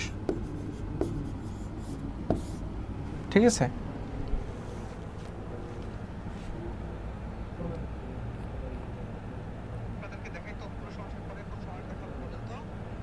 কাঁচা ও মিঠা হয় না, না কাঁচা ও মিঠা হবে না, কাঁচা অথচ মিঠা হবে। ফারহানা ইয়াসমিন, সাজ্জাদ হোসাইন। অব্যয়ভাব সমাস কিন্তু আপনাদের প্রত্যেকের বইয়ের মধ্যে থাকবে। সো বইটা বের করবেন, এরকম যে কোনো একটা বই নেবেন, এটা বাংলা বই না। সো বাংলা বইয়ের মধ্যে কি করবেন, বাংলা বইয়ের মধ্যে প্রথমে সমাসটা বের করবেন, সমাসটা বের করে এরকম পড়া শুরু করবেন, ঠিক আছে? সো পড়া যখন শুরু করবেন তখন দেখবেন যে প্রতিটা সমাসের নিচে কিন্তু এখানে কিছু কি দেওয়া আছে, প্রতিটা সমাসের নিচে আপনার কিছু উদাহরণ দেওয়া আছে, প্রতিটার উদাহরণ দেওয়া আছে। সো আপনি এখানে আমি হয়তো বা 5টা 7টা 10টা উদাহরণ দেখাচ্ছি সর্বোচ্চ, আপনি এখানে আরও উদাহরণ পাবেন, 20টা উদাহরণ পাবেন, 15টা উদাহরণ পাবেন। সো এইগুলো আপনারা নিজেরা একটু প্রথমে কি করবেন, নিজেদের মতো করে পড়ে ফেলবেন। সো বেসিক জিনিসটা কিন্তু আমি এখানে ধরাই দিচ্ছি, কারণ 1-1.5 ঘন্টা বা 2 ঘন্টার ক্লাসে আপনি যে সমাস একদম পেরে ফেলবেন বা নিজে নিজে পারবেন, আমি এমনটা বলি না, কিন্তু আপনি চেষ্টা করলে আপনি পারবেন।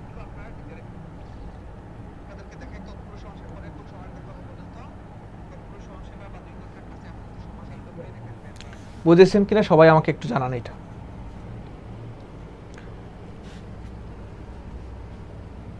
সবাই বুঝতে পেরেছেন কিনা একটু আমাকে জানান তো।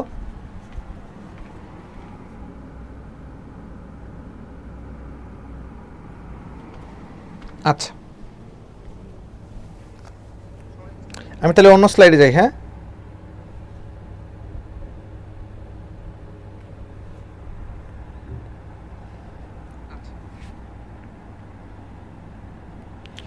ওকে, আমাদের এখন সমাস হচ্ছে যে কর্মধারয় সমাসটা আমরা পড়বো। হ্যাঁ, কর্মধারয় সমাস।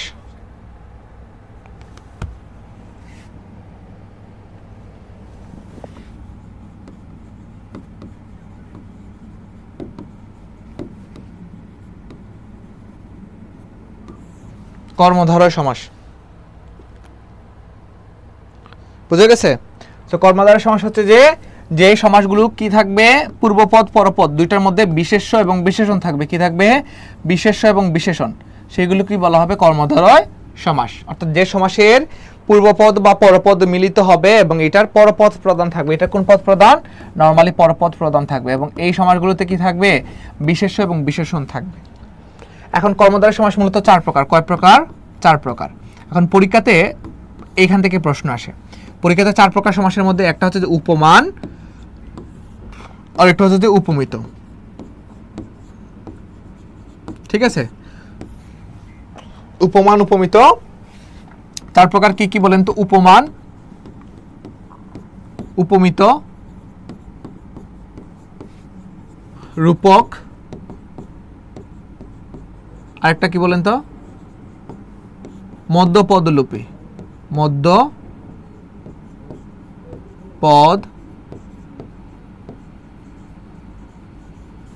ঠিক আছে, সো সমাস কর্মধারয় সমাস কয়টা? উপমান, উপমিত, রূপক, মধ্যপদলোপী।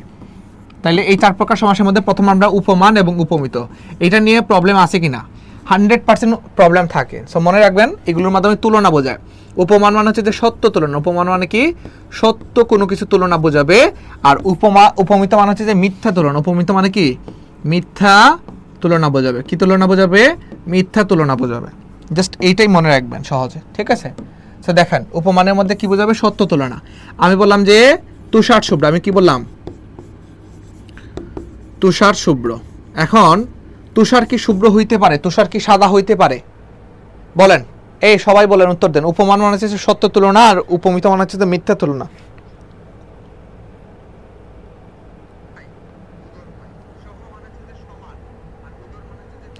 সাজ্জাদ হোসেন, ফারহানা ইয়াসমিন, আমাদের সাথে উম্মে সুলতানা,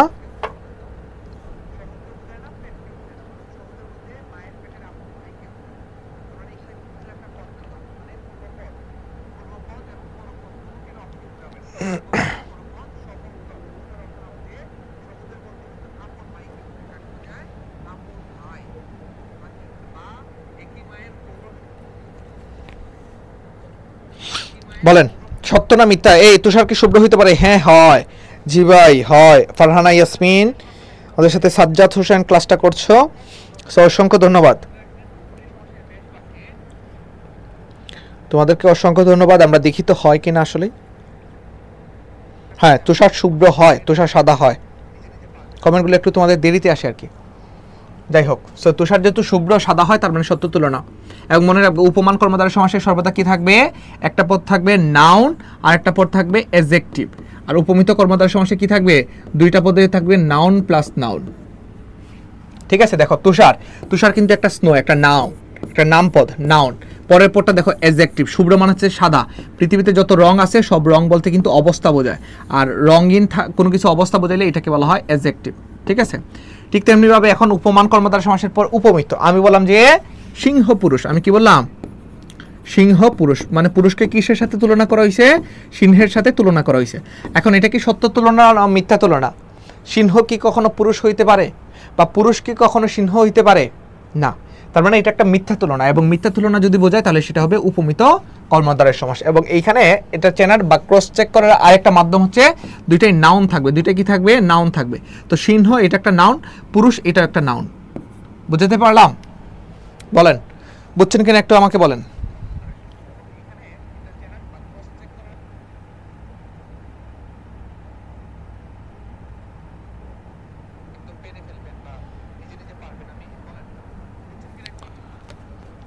আচ্ছা, সিংহ পুরুষ। তারপর আমরা বললাম যে কাজল কালো, আমি কি বললাম, কাজল কালো। এখন কাজল কালোর মধ্যে কাজল এবং কালো, এখন কাজল কি কালো হতে পারে? অবশ্যই অবশ্যই পারে, কাজল অবশ্যই কালো হতে পারে। কাজল কি হতে পারে? অবশ্যই কালো হতে পারে। তাহলে আমরা কি করব, এটা কাজল কালো কোন সমাস, কাজল কালো অবশ্যই অবশ্যই অবশ্যই এটা কি সমাস, উপমান কর্মদ্বারয় সমাস। এটা সত্য তুলনা। এবং আমরা জানি যে কাজল এটা একটা নাউন, নামপদ, আর কালো একটা রং। পৃথিবীতে যত রং আছে সবই বিশেষণ, সবই বিশেষণ। পৃথিবীতে যত রং আছে সবই বিশেষণ, এটা তো কোনো ডাউট নাই। এটার মধ্যে কোনো সন্দেহ আছে যে পৃথিবীতে যত রং আছে সবই বিশেষণ? নো। আমরা মনে রাখবো যে কাজল কালো এটা হচ্ছে যে উপমান কর্মদ্বারয় সমাস, কারণ এটা একটা সত্য তুলনা।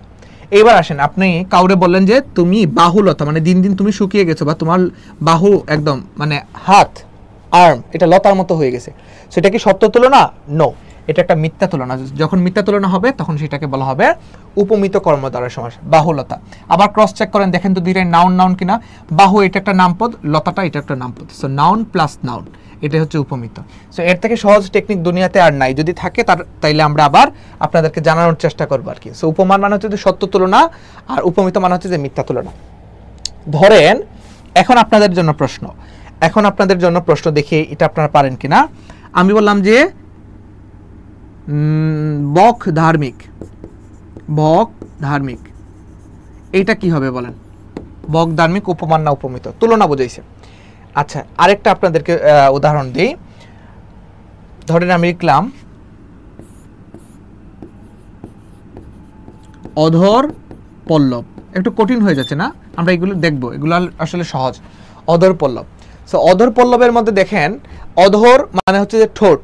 ঠোঁট কি কখনো পাতার মতো হতে পারে? আপনি হয়তো বা কাউকে উপমা দিচ্ছেন বা তুলনা করছেন, হ্যাঁ, কাউকে খুশি করার জন্য বলছেন যে অধর পল্লব।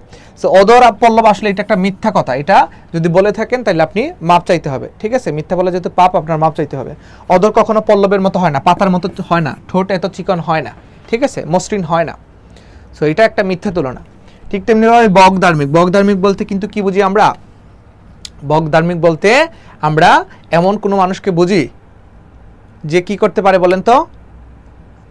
বকের ন্যায় ধার্মিক। দেখি তো আপনারা কি উত্তর দিচ্ছেন। বাহুলতার বেশ বাক্য কি হবে? আচ্ছা, বেশ বাক্যটা দেখা দেয়। উপমান কর্মদ্বারয় সমাস যেগুলোতে আছে এগুলো বেশ বাক্যে কি বসবে? ন্যায়। ন্যায়টা মাঝে বসবে, ন্যায়টা মাঝে বসবে। ন্যায়টা কি কোথায় বসবে বলেন তো? ন্যায়টা মাঝে বসবে। আর উপমিত কর্মদ্বারয় সমাসে ন্যায়টা শেষে বসবে, ন্যায়টা শেষে বসবে, শেষে বসবে। ঠিক আছে, তাহলে বাহুলতার বেশ বাক্য কি হবে বলেন তো? বাহুলতার ন্যায়, কারণ ন্যায়টা শেষে বসে। পুরুষ সিংহ কি হবে? পুরুষ সিংহের ন্যায়। অধর পল্লব কি হবে? অধর পল্লবের ন্যায়। ন্যায়টা শেষে বসবে, ন্যায়টা লাস্টে বসবে। আর এখানে ন্যায়টা মাঝখানে বসবে। তাহলে আপনি লিখবেন কি? তুষার শুভ্র, তুষারের ন্যায় শুভ্র। কাজল কালো, কাজলের ন্যায় কালো, মাঝখানে বসায় দিবেন। বক ধার্মিক, বকের ন্যায় ধার্মিক। এবার বলেন চন্দ্রমুখ কোন সমাস? চন্দ্রমুখ, চন্দ্রমুখ কোন সমাস বলেন?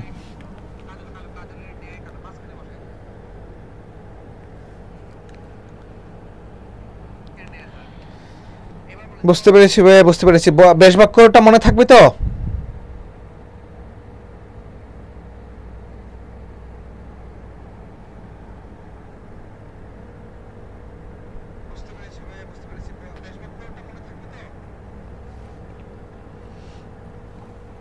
আচ্ছা, এবার আসেন তো কি বলছিলাম, চন্দ্রমুখ। চন্দ্র এবং মুখ দুইটাই নাউন এবং দুইটাই একটা মিথ্যা কথা।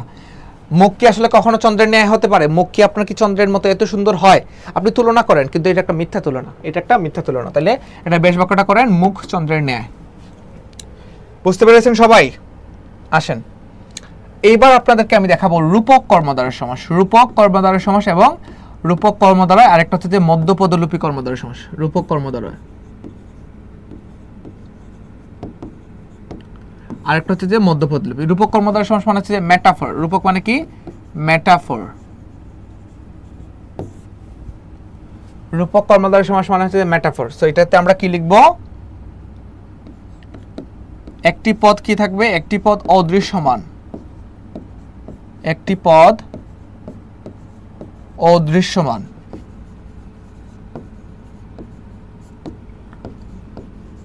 অন্য পদ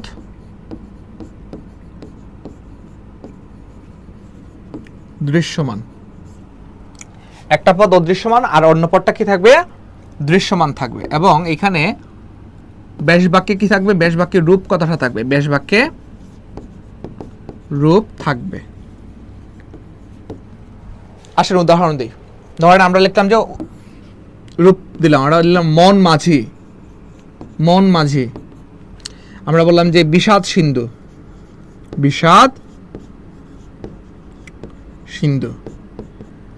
আমরা বললাম যে পরাণ পাখি। পরাণ পাখি। দিল দরিয়া। দিল দরিয়া। সুখ সাগর। সুখ সাগর। হ্যাঁ, দিল দরিয়া, পরাণ পাখি, বিষাদ সিন্ধু, মন মাঝি, সুখ সাগর। শোকানল। শোকানল। সো সুখ অনলের সাথে তুলনা করা হয়েছে। আপনার ভিতরের যে শোকটা, কষ্টটা, এটা অনলের, আগুনের সাথে তুলনা করা হয়েছে। সো আমরা এখানে দেখবো এগুলোর মধ্যে রূপক অর্থে ব্যবহৃত হয়, মেটাফরিক টার্ম। মন মাঝি, এখন দেখবেন একটা পদ অদৃশ্যমান, পূর্বপদ সবসময় অদৃশ্যমান থাকবে। সুখ দেখা যায়? নো। সুখ দেখা যায়? নো। মন দেখা যায়? না। আপনি যদি অনন্ত জলিল হন তাইলে আপনার মন দেখা যাবে, নাইলে দেখা যাবে না। অনন্ত জলিল কি করে? তার মনটা এরকম বাইরে এনে মানুষকে দেখায়। খুব খারাপ একটা কাজ করছে, মন দেখায় দিছে, কিন্তু মন কিন্তু আসলে দেখা যায় না, অদৃশ্যমান, ইনভিজিবল। বিষাদ। বিষাদ মানে হচ্ছে যে কষ্ট, ডিপ্রেশন, হতাশা, দেখা যায় না। পরাণ, আপনি প্রাণ দেখাইতে পারবেন? নো। দিল দরিয়া, আপনি দিলটা দেখাইতে পারবেন? নো।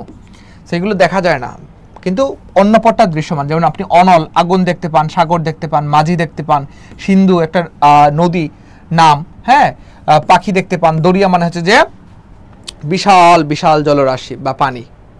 এটা সমুদ্র হইতে পারে, এটা নদী হইতে পারে, এটা সাগরও হইতে পারে। দরিয়া যেখানে পানির আধার থাকবে আর কি। বোঝাতে পারলাম কিনা একটু বলেন?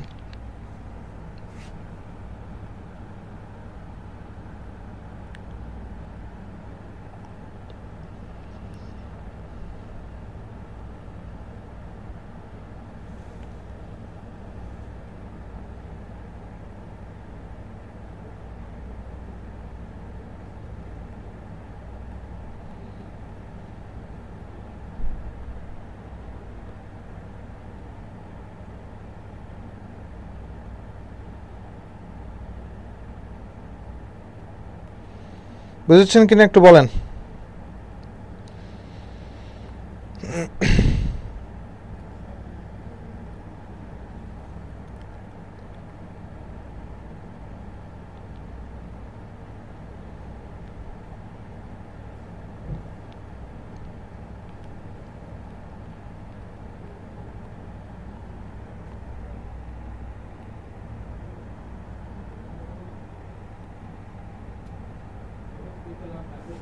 ওকে,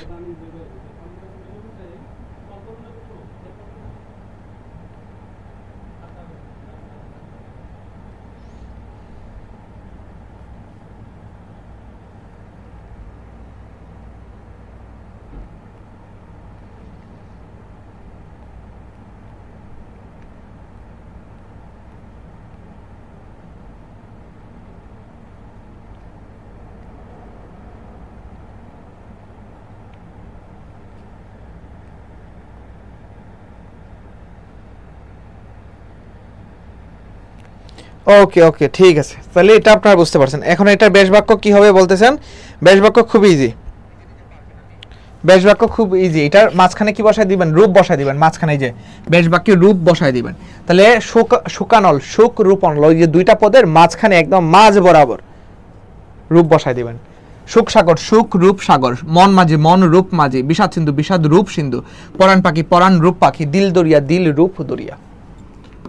মন রূপ মাঝি। আশা করি আপনাদের জিনিসটা বুঝতে পারছেন। এবার আসেন মধ্যপদলোপী কর্মদ্বারয় সমাস। কোন সমাস? মধ্যপদলোপী, মধ্যপদলোপী কর্মধারয় সমাস। যেখানে কি হবে? মাঝখানের পদটা লোপ পাবে। মধ্যপদ মানে কি? মাঝের পদ লোপ পাবে। মাঝের পদ, মাঝের পদ লোপ পাবে। লোপ মানে কি? বাদ যাবে। মাঝের পদ লোপ পাবে বা বাদ যাবে।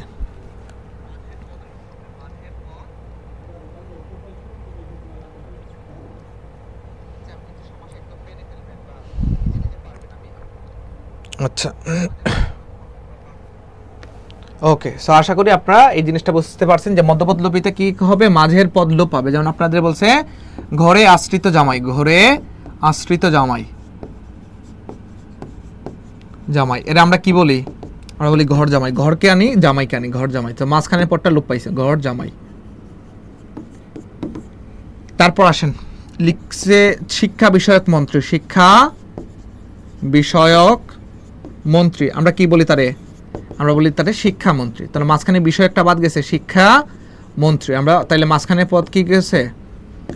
বাদ গেছে। আমরা বলি চালে জন্মানো কুমড়া, এটাতে আমরা কি বলি? চাল কুমড়া। চালে জন্মানো কুমড়া, এটার বলি আমরা চাল কুমড়া, চাল কুমড়া। বোঝাতে পারলাম? মাঝখানে জন্মানো পদটা বাদ গেছে, মধ্যপদ লোপ পাবে, সেটাই হচ্ছে মধ্যপদলোপী কর্মদ্বারয় সমাস। এরকম আছে, ধরেন যে শিক্ষা বিষয়ক মন্ত্রী, তারপর চিকিৎসা বিষয়ক শাস্ত্র, চিকিৎসা শাস্ত্র। হ্যাঁ, চালে জন্মানো কুমড়া থেকে চাল কুমড়া, এগুলো হচ্ছে মধ্যপদলোপী কর্মদ্বারয় সমাস। বা সিংহ চিহ্নিত আসন, সিংহাসন, চিহ্নিতটা বাদ গেছে। সো আশা করি মধ্যপদলোপী কর্মদ্বারয় সমাস আপনাদের ওকে।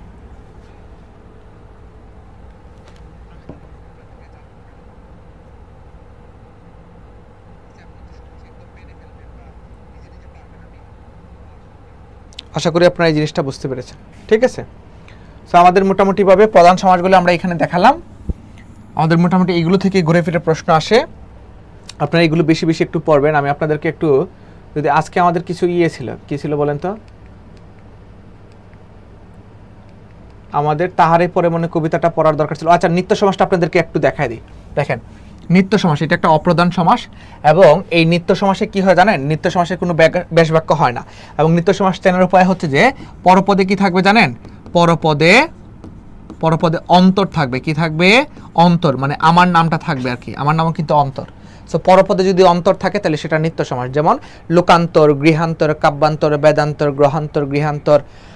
হ্যাঁ, তারপর উপায়ান্তর, পাঠান্তর, রূপান্তর, দেশান্তর। এগুলোর মধ্যে যদি পরপদে যদি অন্তর থাকে তাহলে সেগুলো আপনারা সহজে মনে রাখবেন, এগুলো নিত্য সমাস। এখন এটার বেশ বাক্য কি করবেন? অন্তরটা বাদ দিয়ে পূর্বে অন্য বসায় দিবেন। কি বসায় দিবেন? অন্য বসায় দিবেন। তাহলে দেশান্তর, অন্তর আছে, সো এটা নিত্য সমাস। বেশ বাক্য কি হবে? অন্য দেশ। যদি নিত্য সমাসগুলোর বেশ বাক্য আসলে হয় না। গ্রহান্তর, অন্য গ্রহ। উপায়ান্তর, অন্য উপায়। বাক্যান্তর, অন্য বাক্য। লোকান্তর, অন্য লোক। ওই যে অন্তরটা বাদ দিয়ে দিবেন, আর এই যে লোকের পূর্বে অন্য বসায় দিবেন। ঠিক আছে, সবগুলোর পূর্বে অন্য বসায় দিবেন, তাইলে হবে নিত্য সমাস। এবং নিত্য সমাসের আরেকটা হচ্ছে যে পূর্বপদে যদি কাল থাকে। কি থাকে? কাল। কাল মানে হচ্ছে যে খারাপ অর্থে যদি কাল ব্যবহৃত হয়। যেমন আপনারা বলছে কালো রাত, কাল রাত। কোন সমাস? নিত্য সমাস, কাল রাত। তারপর বলছে কাল রাত। তারপর বলছে কাল সাপ। তারপর বলছে কাল নাগ। হ্যাঁ, পূর্বপদে যদি কাল, এটা যদি খারাপ অর্থে বা মন্দ অর্থে ব্যবহৃত হয়। কাল রাত, কাল সাপ, কাল নাগ। সো এগুলোর মধ্যে বেশ বাক্য কি হবে? তুল্য বসাই দিবেন মাঝখানে। তাহলে কাল তুল্য রাত, কাল তুল্য সাপ, কাল তুল্য নাগ। বুঝা গেছে? পূর্বপদে যদি কাল, এটা যদি খারাপ অর্থে ব্যবহৃত হয়। ঠিক আছে, কাল নারী। কোন সমাস? নিত্য সমাস।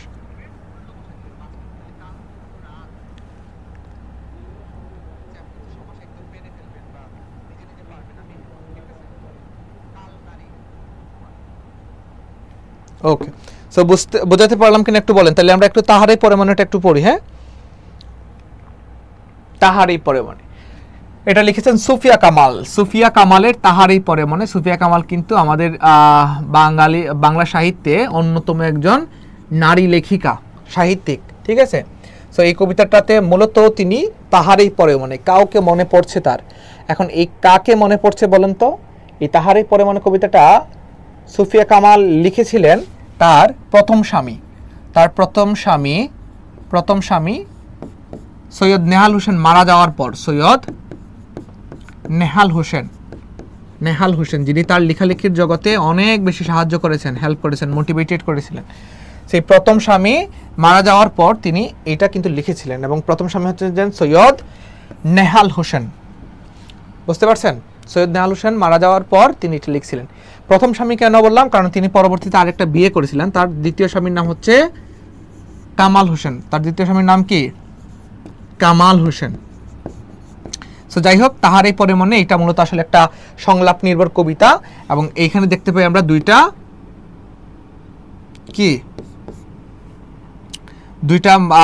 মানুষের সংলাপ। তাহারই পরে মনে কবিতাটা দুইটা মানুষের সংলাপ নিয়ে কিন্তু এই কবিতাটা রচিত হয়েছে। বুঝা গেছে? একজন হচ্ছে কবি, আরেকজন হচ্ছেন কবিভক্ত। একজন কি কবি আর একজন কবিভক্ত। কবি এবং কবিভক্তের মধ্যকার যে পারস্পরিক সংলাপ কিংবা কথোপকথন, সেইটাই হচ্ছে এই কবিতার মূল বিষয়। এখন এটা কেন বলা হয়েছে? এটা কবিতাটা তিনি লিখেছেন যে প্রকৃতিতে যখন বসন্ত আসছে কিংবা প্রকৃতি যখন তার নিজ নিয়মে চলতেছিল, কবি তখন তার জীবনটা স্থবির হয়ে পড়েছিল, থেমে গিয়েছিল, আটকে গিয়েছিল। এই জন্য তিনি এই কবিতায় কবিভক্ত তাকে জিজ্ঞেস করছে যে, হে কবি নীরব কেন? ফাগুন যে এসেছে ধরায়, মানে ফাল্গুন পৃথিবীতে এসেছে, বসন্তে বরিয়া তুমি লবে নাকি তব বন্দনায়, কহিল সে স্নিগ্ধ আখি তুলি, দক্ষিণা দুয়ার গিয়াছে কি খুলি। মানে এইরকম তার উদাসীনতা প্রকাশ পেয়েছে এই লাইনগুলোর মাধ্যমে। আমরা তো একদম লাইন বাই লাইন এখানে পড়তে পারবো না, আমরা তোমাদেরকে এক কাজ করি, এটার কিছু গুরুত্বপূর্ণ জিনিসগুলো একটু তোমাদেরকে দেখায় দিই। আসো, প্রথমেই আমরা এখানে পড়বো যে লেকচার 6। এখানে আমরা দেখতে পাই কি লিখা? লেকচার 6 আজকে আমরা তাহারই পরে মানে বাংলা ষড় ঋতুর মধ্যে বসন্ত শ্রেষ্ঠ, এই ঋতুতে প্রকৃতি সেজে ওঠে বর্ণিল সাজে। এখন কিন্তু প্রায় বসন্ত ঋতু বসন্ত শেষ বোধহয়, এখন কি হবে? বৈশাখ শুরু হবে।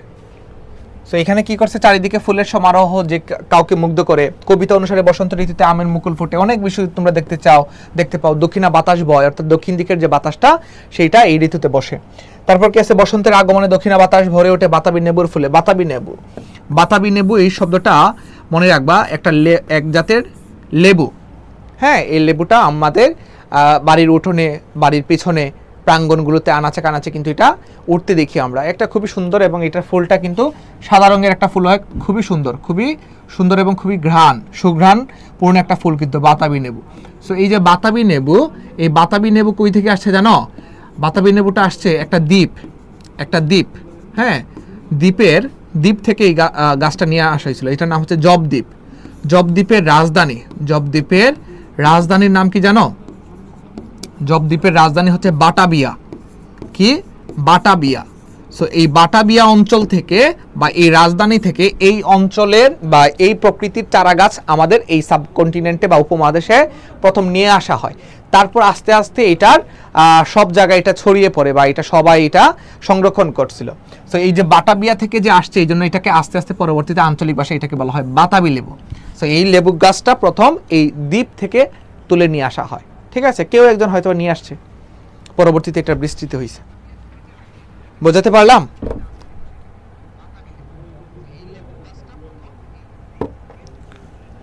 সো এই যে কবি এইখানে আপনজন বা স্বজন হারানোর যে বেদনাটা, এই বেদনাটা, প্রিয়জন হারানোর বেদনাটা কিন্তু এখানে খুব সুন্দরভাবে কিন্তু ফুটিয়ে তুলেছেন এই কবিতায়। তারপর দেখি আমরা প্রকৃতিতে ঋতুরাজ বসন্ত এলো, কবির মন জুড়ে আছে শীতের রিক্ততা এবং বিষণ্ণতার ছবি। কবির মন দুঃখ ভারাক্রান্ত, তার কণ্ঠ নীরব। শীতের করুণ বিদায়কে তিনি কিছুতেই বলতে পারতেছেন না, কারণ শীত ঋতুতে তার স্বামী, প্রথম স্বামী সৈয়দ নেহাল হোসেন মারা যান। কোন ঋতুতে মারা যান? শীত ঋতুতে মারা যান। এবং কোন মাসে মারা যান? মাঘ মাসে মারা যান। কোন রোগে মারা যান? যক্ষা রোগে মারা যান। ঠিক আছে, সো এটাই এখানে বোঝানো হয়েছে আর কি। এই কবিতার মূল বাণী বা মর্মবাণী বা উপজীব্য বিষয় হচ্ছে যে বিষাদময় রিক্ততার সুর বা দুঃখময় ঘটনার ছায়াপাত, যে ঋতুতে তার কবি তার স্বামীকে হারিয়েছেন, সেই ঋতুর পরবর্তীতে যখন অন্য আরেকটা ভালো ঋতু আসে, সুন্দর সময় আসে, তখনও তার মনের মধ্যে ওই আগের কষ্টটা, দুঃখটা, যে আমার স্বামী মারা গিয়েছে বা আমার প্রিয়জন আমি হারিয়ে ফেললাম, হ্যাঁ, এইটাই তিনি আসলে এখানে প্রকাশ পেয়েছেন। কিন্তু এখানে আরেকটা জিনিস তিনি মেসেজ দিয়েছেন যে প্রকৃতি কখনো থেমে থাকে না, প্রকৃতি তার নিজ নিয়মে আপন গতিতে কিন্তু চলমান থাকে, ঠিক আছে। তারই পরে মানে কবিতার মূল বিষয় হচ্ছে যে ব্যক্তি জীবনের দুঃখময় ঘটনা, মানে ব্যক্তির পার্সোনাল লাইফের যে দুঃখটা, সেটা ছায়াপাত কিন্তু এখানে ঘটছে। সো এখানে কিন্তু প্রকৃতি এবং মানব মনের সম্পর্ক আমরা দেখতে পাই, অর্থাৎ একটা প্রকৃতিতে যখন পরিবর্তন আসে তখন মানব মনও কিন্তু চেঞ্জ হয়ে যায়। প্রকৃতি সাপোজ ধরো যে আজকে যদি বৃষ্টি দেয়, তোমার মনটা একরকম থাকবে, আবার আজকে যদি ধরো যে শীত থাকে, তাহলে শীত ঋতুতে তোমার মনটা অন্য ধরন থাকবে। প্রকৃতিতে যদি আবার যদি বসন্ত ঋতু আসে, তখন আমাদের মন আবার পুলকের আবেশে কিন্তু জেগে ওঠে। কবির কাছে তার ভক্তের প্রশ্ন, তিনি নীরব কেন, বসন্তকে তিনি কেন বরণ করছেন না, তিনি অভিমান করেছেন কিনা, এইসব কারণ, ঠিক আছে। সো এখানে আমরা তার সাহিত্যকর্মগুলো দেখতে পাই। কাজের কি বলে এটাকে, সুফিয়া কামালের কাব্যগ্রন্থ হচ্ছে সাজের মায়া, মায়া কাজল, উদাত্ত পৃথিবী, মনোজীবন, মৃত্তিকার গান, প্রশস্তি এবং শান্তি। গল্পগ্রন্থ হচ্ছে যে কেয়ার কাটা, প্রথম গ্রন্থ। ভ্রমণ কাহিনী হচ্ছে সোভিয়েতের দিনগুলি, স্মৃতিকথা, শিশুতোষ গল্প, আত্মজীবনের বিখ্যাত কবিতা। এগুলো তোমরা একটু দেখে রাখবা, এগুলো ইম্পর্টেন্ট, ঠিক আছে। তো এখানে দেখানোর কিছু নাই। তাহারই পরে মানে কবিতাটি প্রথম প্রকাশিত হয় 1935 খ্রিস্টাব্দের মাসিক মোহাম্মদী পত্রিকায়। জাস্ট এখানে এটাই গুরুত্বপূর্ণ। তার ব্যক্তি জীবনের ছায়াপাত ঘটছে। প্রথম চরণ কি, প্রথম লাইনটা হচ্ছে যে হে কবি নীরব কেন, ফাগুন যে এসেছে ধরায়। শেষ লাইনটা কি, শেষ লাইনটা হচ্ছে যে গিয়াছে চলিয়া দিলে পুষ্প শূন্য দিগন্তের পথে রিক্ত হস্তে, তাহারই পরে মানে ভুলিতে পারি না কোনো মতে। তাহারই পরে মানে কবিতাটির চরিত্র সংলাপ এবং ঘটনা ট্র্যাজেডিতে নাট্যগুণ বিদ্যমান। মানে এখানে কিছু কি আছে, ব্যক্তি জীবনের যে দুঃখটা বা হঠাৎ করে তার জীবনে যে একটা অন্ধকার সময় বা তার জীবনের যে একটা বিষাদময় সময়, সেই সময়টাকে কিন্তু ফুটিয়ে তোলা হয়েছে। ছন্দ হচ্ছে যে এটা অক্ষরবৃত্ত ছন্দে রচিত, এটা ইম্পর্টেন্ট। আসেন আমরা এমসিকিউ সলভ করি। কুহেলি উত্তরিতলে মাঘের সন্ন্যাসী, চরণটিতে মাঘের সন্ন্যাসী বলতে কি বোঝানো হয়েছে? মাঘের সন্ন্যাসী বলতে কিন্তু শীত ঋতুকে বোঝানো হয়েছে। কহিল সে সুদূরে চাহিয়া, এর পরের অংশটি হচ্ছে যে কহিল সে সুদূরে চাহিয়া, অলকের পাথার বাহিয়া, পাথার মানে হচ্ছে যে সমুদ্র, পাথার মানে কি সমুদ্র, অলকের পাথার মানে দৃষ্টির অগোচরে যে সমুদ্রটা, সেইটা দূরে গিয়ে তার দৃষ্টিটা এত দূর গিয়েছে, এরকম আর কি। এগুলো কিন্তু তোমাদের গুচ্ছভুক্ত বিশ্ববিদ্যালয়গুলোতে কিন্তু আগত প্রশ্ন। কবি সুফিয়া কামালের জন্ম, এটা আমরা দেখলাম। বাংলাদেশের শ্রেষ্ঠ মহিলা কবি, এই পার্সপেক্টিভে আমরা বেগম সুফিয়া কামাল দাগ দিব। অর্ঘ্য শব্দের অর্থ কি? অর্ঘ্য শব্দের অর্থ যে পূজার উপকরণ। সুফিয়া কামালের জন্মস্থান বরিশাল। তাহারই পরে মনে কবিতার বর্ণনাকারী চরিত্র কোনটা? তাহারই পরে মনে কবিতার বর্ণনাকারী চরিত্র কে বর্ণনা করছে? কবিভক্ত এটা বর্ণনা করছে। তারই পরে মনে কবিতায় অলকের পাথার, এটা প্রকৃতপক্ষে বোঝানো হয়েছে কি? সীমাহীন সমুদ্র, অজানা দেশ, আকাশ, হাওয়ায় রাজ্য। আকাশ অজানা দেশ না। অলকের পাথার শব্দের মানে হচ্ছে সমুদ্র, পাথার মানে কি সমুদ্র। ওয়ান শট এমসিকিউ, এগুলো দ্রুত ঝটপট উত্তর দাও। স্বামীকে নিয়ে লেখা, গুড।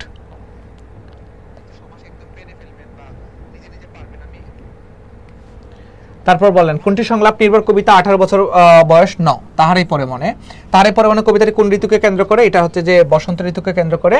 কোহেলি উত্তরিতলে মাঘের সন্ন্যাসী, এখানে মাঘের সন্ন্যাসী বলতে বোঝানো হয়েছে কিন্তু মাত্র পড়লাম আমরা শীত ঋতুকে। কোনটি সুফিয়া কামালের কাব্যগ্রন্থ নয়? কাব্যগ্রন্থ নয় কোনটা বলেন তো? কাব্যগ্রন্থ নয়, এটা আমরা এখানে দেখে ফেলি। কেয়ার কাটাটা তার গল্পগ্রন্থ। কেয়ার কাটা তার কি গল্পগ্রন্থ। গঠন রীতির দিক থেকে তাহারই পরে মানে কি ধরনের রচনা? এটা হচ্ছে যে একটা সংলাপ নির্ভর রচনা। এগুলো কিন্তু পরীক্ষাতে আসতেছে, জাহাঙ্গীরনগর বিশ্ববিদ্যালয়, তোমাদের রাজশাহী বিশ্ববিদ্যালয়, এগুলো আসবে। কহিল সে স্নিগ্ধ আখি তুলি, দক্ষিণা দুয়ার গিয়াছে কি খুলি, এখানে কবির কোন অভিব্যক্তি প্রকাশ পেয়েছে? তার উদাসীনতা প্রকাশ পেয়েছে। কহিল সে স্নিগ্ধ আখি তুলি দক্ষিণা দুয়ার, অর্থাৎ বসন্ত ঋতু প্রকৃতিতে আসলে যে যে পরিবর্তনগুলো হয়, সেই পরিবর্তনগুলো সম্পর্কে তার কোনো তার কোনো তার কোনো আইডিয়া ছিল না তখনকার সময় আর কি। হ্যাঁ, তিনি এগুলো খুঁজে রাখতেছিলেন না, এই জন্য বলছেন দক্ষিণা দুয়ার গেছে কি খুলি, প্রশ্ন করছেন আবার। তার মানে এটার মাধ্যমে তার উদাসীনতা প্রকাশ পেয়েছে। তাহারে পরে মনে কবিতায় কবির বসন্ত বিমুখতার কারণ হচ্ছে অভিমান, নো। রাগ, নো। দ্বিধা, নো। প্রিয় বিয়োগ বা প্রিয়জন বিয়োগ, প্রিয়জন হারাইছেন তিনি। তাহারে পরে মনে কবিতায় কবি কোন লক্ষণকে বসন্তকালীন মনে করেন? এরকম প্রশ্ন তোমাদের আসে না নর্মালি, এগুলো এইচএসসি টাইপের প্রশ্ন। তারপরে আমরা দেখি তাহারে পরে মনে কবিতায় কবি কোন লক্ষণগুলোকে বসন্তকালীন মনে করেন, মানে বসন্ততে কি কি আসে? মাধবী কুড়ি আসে এবং আমের মুকুল আসে। তাহলে 1 ও 3 হবে এটা, অপশন 4। তারপরে দেখেন তাহারে পরে মনে কবিতায় কার আগমনী গানের কথা বলা হয়েছে? বসন্তের আগমনী গান, তার মানে এটা হবে। তাহারে পরে মানে কবিতায় কবি নীরব কেন? নীরব বলতে কি বোঝানো হয়েছে? এই টাইপের বহুপদী সমাপ্তি সূচক প্রশ্নগুলো তোমাদের নর্মালি এইচএসসি টাইপের প্রশ্নগুলোতে আসে। তারপরে দেখে রাখবা। আমরা যাব আমাদের পরবর্তী প্রশ্নে। তাহারে পরে মনে কবিতায় কবি শীতকে মাঘের সন্ন্যাসী বলেছেন কারণ? মাঘের সন্ন্যাসী শীতকে বলার কারণ হচ্ছে মাঘের শীতের তীব্রতার জন্য, শীতের রিক্ততার জন্য, কুয়াশার চাদরের জন্য। বলেন কি হবে এটার সুইটেবল অ্যান্সার? কি হবে?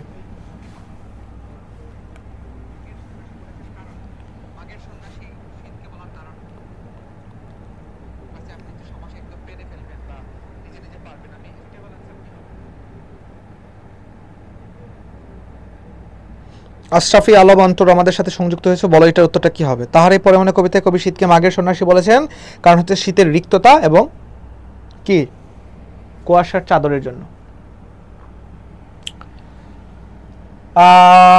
মাঘের সন্ন্যাসী গিয়াছে চলিয়া দিলে পুষ্পশূন্য দিগন্তের পথে, তাহারে পরে মনে ভুলিতে পারি না কোনো মতে। সো এই ছিল আমাদের আজকের মতো ক্লাস। আমাদের আজকে আমরা সমাসটা পড়লাম, প্রধান এবং অপ্রধান সমাস সবগুলোই দেখালাম। এবং আপনাদের কোনো যদি প্রশ্ন থাকে আমাকে প্রশ্ন করতে পারেন। আজকের মতো আমরা তাহারে পরে মনে কবিতাটা মোটামুটি এখানে পড়লাম এবং এইখান থেকে যে 20টা এমসিকিউ বিগত বছরগুলোতে গুচ্ছভুক্ত বিশ্ববিদ্যালয় কিংবা রাজশাহী বিশ্ববিদ্যালয়ে এসেছিল সেইগুলো কিন্তু আমরা এখানে দেখালাম। বলেন কোন প্রশ্ন আছে কিনা?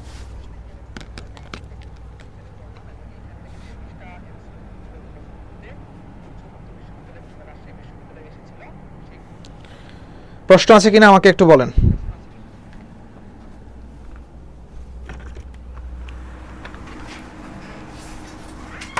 আচ্ছা, কোনো প্রশ্ন নেই না? কোনো প্রশ্ন আছে? আজকের ক্লাসটা কেমন লাগলো একটু সবাই জানিয়ে দেন। হ্যাঁ, আর যেহেতু প্রশ্ন নেই আমরা তাহলে আজকের মতো বিদায় নিব। আমরা এটা পুরোটা শেষ করলাম, 20টা এমসিকিউ ছিল। আর আপনাদের যদি কোনো প্রশ্ন থাকে তাহলে আমাকে জানাতে পারেন। ঠিক আছে, আজকের মতো এই পর্যন্তই। আল্লাহ হাফেজ।